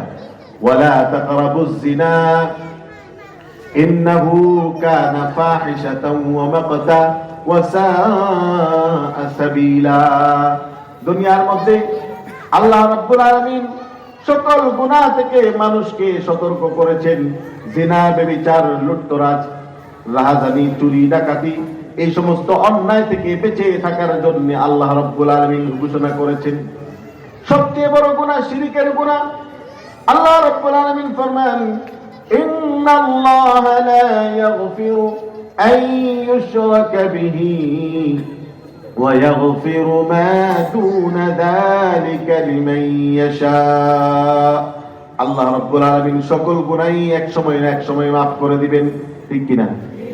সকল গুনাহই এক সময় না এক সময় মাফ করে দিবেন। কিন্তু দুনিয়ার মধ্যে এমন একটা গুনাহ আল্লাহ রাব্বুল আলামিনের দরবারে রয়েছে, যে গুনাহটা দুনিয়ার কোন মানুষ করলে আল্লাহ রাব্বুল আলামিন মাফ করেন না। সেই গুনাহটার নাম হলো শিরিক। গুনাহটার নাম কি? শিরিক। শিরিক এত বড় গুনাহ, আল্লাহ রাব্বুল আলামিন এই শিরিকের গুনাহ মাফ করবেন না। হযরত লুকমান আলাইহিস সালাতু ওয়াস সালাম তার সন্তানদেরকে এই জন্য অনেকগুলো নসিহত করেছিলেন। এর মধ্যে অন্যতম প্রথম যে বড় নসিহতটা করেছিলেন সেটা হলো, হে আমার সন্তানরা, তোমরা কখনো শিরিক করো না, আল্লাহর সাথে শরীক করতে যাও না। যদি আল্লাহর সাথে শিরিক করো তাহলে তোমাকে বাঁচাইবার মতন ক্ষমতা কোনো ব্যক্তির নাই, কোনো মানুষের নাই। কোনো মানুষ তো দূরের কথা, এমনকি ফেরেশতাদের সর্দার হযরত জিবরাইল আলাইহিস সালাতু ওয়াস সালাম যদি ওই ব্যক্তির সম্পর্কে সুপারিশ করে, তারপর ওই ব্যক্তির নাজাতের কোনো ব্যবস্থা হবে না। কথা ঠিক কিনা বলেন? ইন্নাশ শিরকা লাযুলমুন আযীম। আর এই সমস্ত বড় বড় গুনাহ, মিথ্যা সহ, এই যে আমাদের সমাজের মধ্যে মিথ্যা, সুদ, ঘুষ, জিনা, ব্যভিচার সহ হাসাদ, হিংসা, পরহিংসা, এই ধরনের যত গুনাহ রয়েছে, এই সমস্ত গুনাহ থেকে বাঁচবার জন্য একটা বড় মহৌষধ আছে। সেই মহৌষধ সম্পর্কে আপনাদেরকে আমি আবেদন করেছি। সেই মহৌষধের নাম হলো তাকওয়া। যদি তাকওয়ার গুণে গুণান্বিত হয়ে যেতে পারি, তাকওয়ার গুণ যদি আমার আপনার হাসিল হয়ে যায়, তাহলে আমি আপনি এই ধরনের বড় বড় অন্যায় থেকে, গুনাহ থেকে আমি বেঁচে যেতে পারবো। সকলেই বলি সুবহানাল্লাহ। সুবহানাল্লাহ। বাংলাদেশের অন্যতম একজন বিশিষ্ট আলেমে দ্বীন, মুফতি আজম, আমার আব্বাজি মুফতি আজম আল্লামা মুফতি নুরুল্লাহ সাহেব রহমতুল্লাহ আলী, ব্রাহ্মণবাড়িয়া জামিয়া ইউনুসিয়ার সাবেক প্রধান মুফতি, মুহতামিম ও শাইখুল হাদিস ছিলেন। ওনার জীবনের এই আল্লাহওয়ালার জীবনের শেষ সময়টা কিভাবে কাটছে আপনাদেরকে একটু বলবো, তার মধ্যে আমি আমার আলোচনা শেষ করে দিই। এই আল্লাহওয়ালা তার জিন্দেগির শেষ রাত্রটা, শেষ সময়টা যখন চলে আসছে, তখনও হয়তো কেউ কল্পনা করতে পারে নাই যে তার 4-5 ঘন্টা পরেই তিনি দুনিয়া থেকে বিদায় নিবেন। ওনার দুইজন সাহেবজাদা, মুফতি হাদিয়াতুল্লাহ নূর, মুফতি সিবগাতুল্লাহ নূর সাহেব, ওনারা দুইজন ওনার খেদমতের জন্য রাত্রে পালাক্রমে থাকতেন। একজন বিশ্রাম নিতেন, আরেকজন থাকতেন। তো যেদিন শেষ রাত্র, ওই দিন এই আল্লাহর ওলি শেষ রাত্রে তাহাজ্জুদের সময় তিনি উঠে গেছেন। অথচ নিজে নিজে টয়লেটের মধ্যে যাইতে পারেন এতটুকু শক্তি তার ছিল না।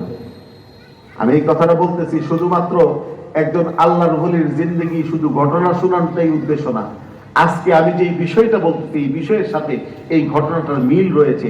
এই ঘটনা থেকে আপনি আমি সবক নিতে পারবো, সেই জন্য ঘটনাটা বলতেছি। এই আল্লাহর ওলি জিন্দেগির শেষ সময় যখন তার শ্বাসকষ্ট চলতেছে, জ্বর, মাত্রাতিরিক্ত জ্বর, নিজে নিজে উঠে টয়লেটের মধ্যেও যেতে পারেন না, ওই ব্যক্তি নিজে নিজে উঠতে পারেন না, তারপরও রাত্রে তাহাজ্জুদের সময় উঠে গেছেন। সাহেবজাদা পাশে ছিল, তিনি চাইছিলেন তাকে খোঁজ দিবেন না, তাকে নড়াচড়া করবেন না, কিন্তু তারপরও একটু না একটু লেগে গেল। তিনি ভার রাখতে পারেন নাই, সন্তানের উপরে পড়ে গেছেন। সন্তান বলল, আব্বাজি, বললেন মুফতি হাদিয়াতুল্লাহ সাহেব, বললেন যে আপনি এখন কেন, এই রাত্রে আপনার কি প্রয়োজন? যে আমি একটু টয়লেটে যেতে চাই। কেন টয়লেটে যাবেন? উযু করতে চাই। উযু কেন করবেন? তো তাহাজ্জুদ করতে চাই। কি করতে চান? তাহাজ্জুদ করতে চান। আহা, মুসলমান, আজকে মুসলমানদের অস্ত্র শস্ত্র নাই, মুসলমানের কাছে কি নাই? আজকে দিকে দিকে শোনা যায় মজলুম মুসলমানদের আর্তনাদ। আজকে ফিলিস্তিনের মধ্যে যান, বারবার মধ্যে যান, এইরকম ভাবে আফগানিস্তানের মধ্যে যান, ইরাকের মধ্যে যান, পৃথিবীর বিভিন্ন জায়গার মধ্যে মুসলমানরা নির্যাতিত, নিষ্পেষিত, নিগৃহীত। তাদেরকে আজকে বাঁচাইবার মতন কোন মুমিন মুসলমানকে খুঁজে পাওয়া যায় না। আর আমরা মনে করি এই সমস্ত নির্যাতিত, নিপীড়িত মুসলমানদেরকে বাঁচাইবার জন্য বড় বড় অ্যাটম পাওয়ার দরকার, অ্যাটমিক বোমার দরকার। কথা ঠিক কিনা? মনে করতেছি আমরা এটাই, কিন্তু আসলে মেরে ভাই ও দোস্ত বুজুর্গ, এই উম্মতের মানুষগুলি যদি তাহাজ্জুদ গুজার হয়ে যায়, এই উম্মতের একটা বড় অ্যাটমিক পাওয়ার হলো তাহাজ্জুদ। এই তাহাজ্জুদের অ্যাটম পাওয়ার যদি মুসলমান যদি অর্জন করে নিতে পারে, তাহলে খোদার কসম করে বলা যায়, মুসলমান যদি তাহাজ্জুদ গুজার হয়ে যায়, তাহলে সেদিন বেশি দূরে নয়, এই ফিলিস্তিন আবার মুসলমানদের পতাকা পটপট করে উঠবে, বারবার মুসলমানদের করতলগত হবে। এই ভারতের হিন্দুত্ববাদী, ব্রাহ্মণ্যবাদী শক্তি মুসলমানদের দিকে চক্ষু রাঙিয়ে কথা বলতে পারবে না। কথা ঠিক কিনা বলে? এই জন্য আমি বলতে চাই, আমাদেরকে তাহাজ্জুদের অস্ত্র আমাদেরকে অর্জন করতে হবে। শেষ রাত্রে মুমিনের চোখের যে পানি, এটার পাওয়ার এত বেশি যে জাহান্নামের আগুনকে নিবাইবার মতন কোন শক্তি পৃথিবীতে নাই। কিন্তু একটা শক্তি আছে, সেই শক্তি হলো মুমিন আল্লাহর ভয়ে প্রকম্পিত হয়ে তার চোখ থেকে যেই এই অশ্রু বাহায়া দেয়, চোখের পানি যখন বাহায়া দেয়, এই চোখের পানির মধ্যে এত শক্তি হয়ে যায়, ওই জাহান্নামের দাও দাও করা আগুনগুলি আল্লাহ রাব্বুল আলামিন এই পানি দিয়ে নিবাইয়া দেন। সকলে বলি সুবহানাল্লাহ। ওই আল্লাহর ওলি বুজুর্গ বলতেছেন, তাহাজ্জুদ করবার জন্য উঠছি। মুফতি হাদিয়াতুল্লাহ সাহেব বললেন, আমার ভাই যে আব্বাজি, আপনি যদি অসুস্থ অবস্থায় এখন যদি তাহাজ্জুদ নাও করেন, তবুও তো আপনি তাহাজ্জুদের সবক পায়া দেবেন, সওয়াব পায়া দেবেন। কথা ঠিক কিনা? কোন ব্যক্তি যদি নেক আমল করে সুস্থ অবস্থায়, পরে যদি অসুস্থ হয়ে যায়, তাহলে তার অসুস্থ হওয়ার কারণে যদি নেক আমলটা করতে না পারে, কথার কথা সে মসজিদের মধ্যে সব সময় গিয়া নামাজ পড়তো, এখন অসুস্থ হয়ে গেছে, মসজিদে যাইতে পারে নাই, ঘরের মধ্যে নামাজ পড়ছে, আল্লাহ রাব্বুল আলামিন ঘরের মধ্যে নামাজ পড়লো, তাকে মসজিদে গিয়া নামাজ পড়লে যেই পরিমাণ সওয়াব, তার আমল নামার মধ্যে সেই পরিমাণ সওয়াব দিয়ে দিবেন। সুবহানাল্লাহ, সুবহানাল্লাহ। মুফতি হাদিয়াতুল্লাহ সাহেব বলতেছেন, আপনি তো ঘরের মধ্যে পড়লেও এই সওয়াব পেয়ে দিবেন। হ্যাঁ, ঠিকই বলছো, কিন্তু আল্লাহ রাব্বুল আলামিন দুনিয়ার আসমানের মধ্যে এসে রাখতে থাকেন। আল্লাহর ওলি বলেন, দুনিয়ার আসমানের মধ্যে আল্লাহর পক্ষ থেকে ফেরেশতারা ডাকতে থাকেন, আলা হাল মিন মুস্তাগফিরিন ফাগফির লাহু। আল্লাহর পক্ষ থেকে ঘোষণা দেওয়া হয়, হে দুনিয়াবাসী, দুনিয়াবাসী শোনো, মনোযোগ দিয়ে শোনো।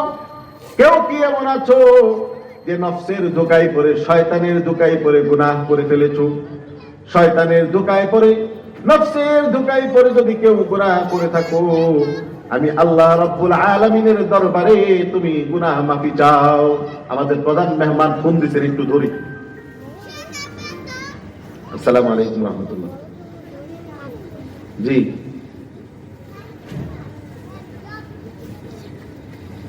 আমাদের একটু যে কয়েকটা আরিফ শরীফ নাম্বারটা দিয়েছে, আমি নাম্বারটা দিতেছি, আপনি একটু কথা বলেন। হ্যাঁ, এই যে তুমি আরিফ শরীফ নাম্বারটা দিয়েছো, তো মুহতারাম হাজিরিন, বলতেছিলাম আল্লামা ইয়াহিয়া মাহমুদ সাহেব হুজুর চলে আসছেন পুস্তকুলায়। তার আগে আমাদের যে প্রধান মেহমান উনিও চলে আসছেন। ইনশাআল্লাহ তাআলা অল্প সময়ের মধ্যে ওনারা চলে আসবেন। ওনারা আসলেই আমি ইনশাআল্লাহ আমার মাইক ছেড়ে দেব। তো মুহতারাম হাজিরিন, বলতেছিলাম ওই আল্লাহর ওলি তখন বলতে লাগলেন, পারে রাত্র যখন গভীর হয়, এশারের পরে মানুষ যখন বিছানার মধ্যে গা এলিয়ে দেয়, তখন আল্লাহ তাআলা দুনিয়ার মধ্যে, দুনিয়ার আসমানের মধ্যে এসে ডাকতে থাকেন। আল্লাহ তাআলা কি ডাকেন? আলা হাল মিন মুস্তাগফিরিন ফাগফির লাহু, আলা হাল মিন মুস্তারজিকিন ফারযুকহু, আলা কাযা আলা কাযা। মুসলিম শরীফের হাদিস। আল্লাহ রাব্বুল আলামিন দুনিয়ার আসমানের মধ্যে এসে ডাকতে থাকেন, শয়তানের ধোঁকায় পড়ে, নফসের ধোঁকায় পড়ে যদি কেউ গুনাহ করে ফেলে থাকো, তাহলে আমি আল্লাহ রাব্বুল আলামিনের কাছে মাফি ভিক্ষা চাও। আমি আল্লাহ রাব্বুল আলামিন তোমাদের আসমান পরিমাণ যদি তোমাদের গুনাহ হয়ে থাকে, আমি আল্লাহ রাব্বুল আলামিন তোমাদের সকল গুনাহ খাতাগুলি মাফ করে দিব। আল্লাহ রাব্বুল আলামিন ডাকতে থাকেন, হে দুনিয়ার মানুষ, তোমরা বিভিন্ন পেরেশানিতে পেরেশানগ্রস্ত হইয়া দুনিয়ার বিভিন্ন জায়গার মধ্যে তোমরা দৌড়াদৌড়ি করতেছো, আসো আমি আল্লাহ রাব্বুল আলামিনের কাছে হাত তুলো। আমি আল্লাহ রাব্বুল আলামিনের কাছে পেরেশানি থেকে মুক্তির জন্য হাত তুলো, রিজিকের জন্য হাত তুলো, যার যেই সমস্যা সেই সমস্যা পেশ করো। আমি আল্লাহ রাব্বুল আলামিন তোমাদের সকল সমস্যার সমাধান দিয়ে দিব। আল্লাহ রাব্বুল আলামিন এইভাবে ডাকতে থাকেন। আল্লাহর ওলি মুফতি আজম আল্লামা মুফতি নুরুল্লাহ রাহমাতুল্লাহ আলাইহি বলেন, আল্লাহ রাব্বুল আলামিন দুনিয়ার আসমানের মধ্যে এসে আল্লাহর বান্দাদেরকে এইভাবে মায়া ভরা কণ্ঠ নিয়ে ডাকতে থাকেন।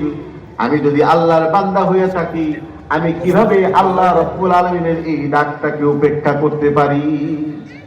আমি যদি আল্লাহর বান্দা হয়ে থাকি, তাহলে আল্লাহর ডাকটাকে কিভাবে উপেক্ষা করতে পারি, আর আমি কিভাবে শুয়ে থাকতে পারি?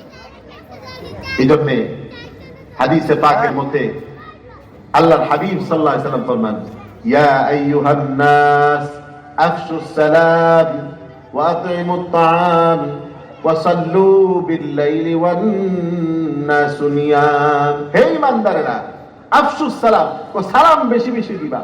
কি করবা? একটু এদিকে তাকান, কি করতে হবে? সালাম বেশি বেশি দিতে হবে। আর কি করতে হবে? ওয়া আতইমুত তাআম, ও খানা খাওয়াও, অনাহারীর মুখে খাবার তুলে দাও। ওয়া সাল্লু বিল লাইলি ওয়ান নাসু নিয়াম, আর রাত যখন গভীর হয়, মানুষ যখন ক্লান্ত হইয়া নিজের দেহটাকে শরীরের মধ্যে ফেলে দেয়, ওই সময় তুমি তাহাজ্জুদের জন্য আল্লাহর দরবারে দাঁড়ায় যাও, তাহাজ্জুদের নামাজ পড়ো। এই তিন কাজ যদি তুমি করতে পারো, আল্লাহর হাবিব সাল্লাল্লাহু আলাইহি সাল্লাম ফরমান, তাহলে তুমি সহিহ সালামতে নিরাপদে তুমি জান্নাতে প্রবেশ করতে পারবে। এই জন্য এই কাজগুলি আমাদের করা উচিত। আমাদেরকে আমাদের আচ্ছা হ্যাঁ মুহতারাম হাজিরিন, বলতেছিলাম আজকের অত্যন্ত সৌভাগ্যের বিষয় যে আমাদের এখানে আল্লামা শেখ এনায়েতুল্লাহ কাসিমি দামাত বারাকাতুহুম, আল্লামা ইয়াহিয়া মাহমুদ কাসিমি দামাত বারাকাতুহুম, দুইজন এমন বড় বড় দিকপাল মহামনীষী, বড় আলেম দ্বীন উপস্থিত হয়ে যাবেন অল্প সময়ের মধ্যেই। যাদেরকে বৎসরের পর বৎসর দীর্ঘ সময় দাওয়াত দিয়া আপনারা মাহফিলে নিয়ে আসবেন, সেই সুযোগও অনেকের হয় না। অনেকেই চেষ্টা করেছেন। আমি নিজেও আল্লামা ইয়াহিয়া মাহমুদ শেখ এই বছরই আরো কমপক্ষে 10টা জায়গার মধ্যে আমাকে এরকম বলছে যে হুজুরকে যদি একটু সময় করে দিতে পারেন, বেশিক্ষণ সময় লাগবে না, আধা ঘন্টা সময়, বারবার বলেছেন, কিন্তু সেই সুযোগ করে দেওয়া যায় নাই। কিন্তু আপনাদের বড় সৌভাগ্য যে এই ধরনের মহান মনীষী বড় বড় আলেমী দ্বীন আজকে আপনাদের সামনে উপস্থিত হয়ে গেছেন।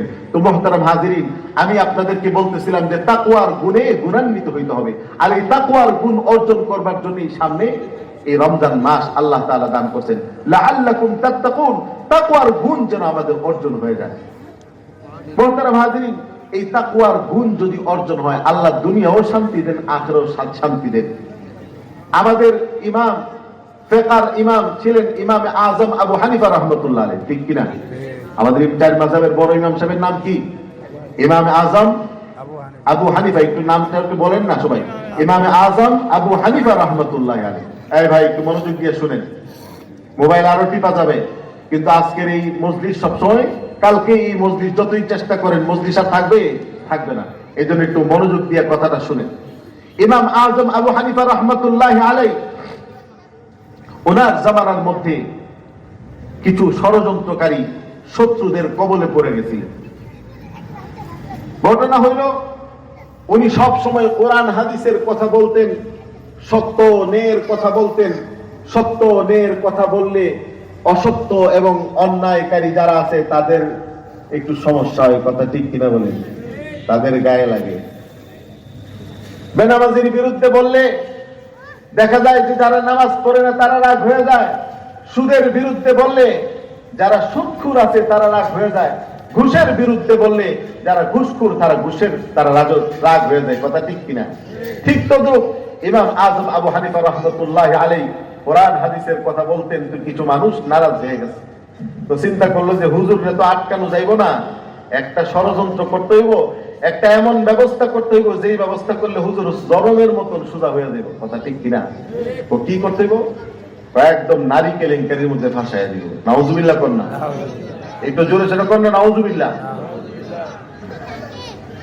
নারী কেলেঙ্কারি দিয়ে ফাঁসাইয়া দেওয়া হবে। বর্তমান জামানার মধ্যে এই ধরনের ফিতনা আমরা দেখছি কিনা? দেখি নাই। এই ফিতনা কিন্তু আমরা দেখছি বিগত ফ্যাসিস্ট সরকার এদেশের বহু আলেমদের নামে বিভিন্ন ধরনের কেলেঙ্কারির কথা লাগাই দিয়েছে, কথা ঠিক কিনা?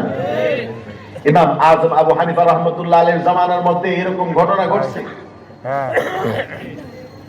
ইমাম আবু হানিফা রাহমাতুল্লাহ আলাইহি তার প্রতিষ্ঠান থেকে বাড়িতে ফিরতেছিলেন, পথের মধ্যে একজন মহিলা, তাকে আগে থেকেই টাকা পয়সা দিয়ে রেডি করে রাখা হয়েছিল, আর ওই মহিলা মেকি ভান করে কান্নাকাটি শুরু করলো যে হুজুর, আমার স্বামী একদম প্রাণ যায় অবস্থা, তার একটু তওবা করাই দিয়া যান। আসলে হলো এই মহিলা এমন মহিলা যে ব্যক্তি টাকার বিনিময়ে নিজের ইজ্জত সম্মান বিক্রি করে। সকলেই মিলে নাউজুবিল্লাহ। ওই মহিলা এরকম কান্নাকাটি শুরু করলো, বলতে লাগলো যে হুজুর, আমার স্বামীর প্রাণ যায় অবস্থা, আপনি মেহেরবানি করে আমার স্বামীকে একটু তওবা করাই দিয়া যান, একটু কালেমা পড়াই দিয়া যান। ইমাম আজম আবু হানিফা রাহমাতুল্লাহ আলাইহি চিন্তা করলেন যে হ্যাঁ ঠিকই তো, যদি একজন মুমিন মুসলমান যার শেষ কথা হবে কালেমা তাইয়্যিবা লা ইলাহা ইল্লাল্লাহ, এইরকম যদি হয়ে যেতে পারে তাহলে তো কত সৌভাগ্যের কথা। কারণ হাদিসের মধ্যে আসছে মান ক্বালা লা ইলাহা ইল্লাল্লাহ দাখালাল জান্নাহ, যে ব্যক্তির জিন্দেগীর শেষ কথা হবে কালেমা তাইয়্যিবা লা ইলাহা ইল্লাল্লাহ, কালেমা তাইয়্যিবা নিয়া যে ব্যক্তি মৃত্যুবরণ করতে পারবে, আল্লাহ রাব্বুল আলামিন আল্লাহর নবীজির মাধ্যমে সুসংবাদ দিয়া বলেন ওই ব্যক্তি অবশ্যই জান্নাতের মধ্যে প্রবেশ করে ফেলবে, ওই ব্যক্তি জান্নাতের মধ্যে প্রবেশ করবে। ইমাম আজম আবু হানিফা রাহমাতুল্লাহ আলাইহি চিন্তা করলেন যে আমি যদি গিয়া একবার যদি কালেমা পড়াই দিতে পারি, আর সে যদি কালেমা পড়ে মুসলমান হয়ে যায়, তাহলে তো জাহের কিসমত, তার কিসমত খুলে যাবে। কাল কিয়ামতের দিন আল্লাহর দরবারে সে একজন নিয়ামত প্রাপ্ত আল্লাহর ফরমাবরদার বান্দা হিসেবে সে পুরস্কার পেয়ে যাবে। তো তিনি যেই মাত্র গেলেন, ভিতরে ঘরের মধ্যে আগেই ষড়যন্ত্রকারীরা ছিল, ঘরটাকে ওই দরজা বন্ধ করে দিলেন, আর বলতে লাগলেন যে ইমাম সাহেব, এতদিন পর্যন্ত আমাদের বিরুদ্ধে বহুত কথা বলছেন, এখন কি সোজা হইবেন? আমাদের বিরুদ্ধে কথা বলা বন্ধ করবেন। কোরআন হাদিসের কথা না বইলা, সুদ ঘুষের বিরুদ্ধে কথা না বইলা আমাদের কথা মতো চলতে পারবেন। যদি চলতে না পারেন তাহলে আজকে এমন ভাবে আপনাকে শায়েস্তা করা হবে, মানুষের সামনে এমন ভাবে লজ্জিত করা হবে, কারো সামনে আর চেহারা দেখাইতে পারবেন না। জোরে জোরে বলুন না, নাউজুবিল্লাহ। ইমাম আযম আবু হানিফা রাহমাতুল্লাহ আলাইহি দেখলেন যে এখন যদি তাদের কথা মানা না হয় তাহলে এরা আমাকে নারী কেলেঙ্কারিতে ফাঁসাইয়া দিবে, আর তাদের কথা যদি মানি তাহলে আমার আল্লাহ নারাজ হয়ে যাবে। কে নারাজ হবে? আল্লাহ নারাজ হবে। হাদিসের মধ্যে আসছে, আল্লাহর হাবিব সাল্লাল্লাহু আলাইহি সাল্লাম ফরমান, যদি মানুষকে খুশি করার জন্য কোনো ব্যক্তি যদি আল্লাহকে নারাজ করে ফেলে, কথাটা মনোযোগ দিয়ে শুনবেন, মানুষকে খুশি করবার জন্য কোন ব্যক্তি যদি আল্লাহকে নারাজ করে ফেলে, আল্লাহ রাব্বুল আলামিন ওই ব্যক্তিকে মানুষের হাতের পুতুল বানায় দেন। আজকে মানুষকে খুশি করতে পারবে, 2 দিন পরে ওই মানুষটাই আবার তার বিরুদ্ধে লেগে যাবে, মানুষকে বেইজ্জত করে ছাড়বে। পক্ষান্তরে কোন ব্যক্তি যদি আল্লাহকে খুশি করাটাকে প্রাধান্য দেয়, মানুষ নারাজ হবে এই চিন্তা করে আল্লাহকে নারাজ করে না, বরং আল্লাহ মানুষ নারাজ হইলে হোক খুশি হইলে হোক আমি আমার আল্লাহকে খুশি করব।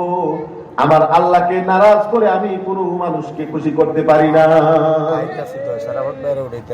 বুখারী শরীফের মধ্যে আসছে, লা তাআতা লিমাখলুকিন লা তাআতা লিমাখলুকিন ফি মাসিয়াতিল খালিক। খালেক আল্লাহ রাব্বুল আলামিনের অসন্তুষ্টির মধ্যে, আল্লাহ রাব্বুল আলামিনের নাফরমানির মধ্যে আল্লাহর কোনো বান্দার সন্তুষ্টি কামনা করা যায় না, কোনো মানবের আনুগত্য করা যায় না। আল্লাহর সন্তুষ্টি যদি অর্জন হয়, আল্লাহ রাব্বুল আলামিন যদি সন্তুষ্ট থাকেন, তবে মানুষকেও সন্তুষ্ট করা যাইতে পারে। কথা ঠিক কিনা বলেন? আর একটু জোরে জোরে বলনা, ঠিক কিনা?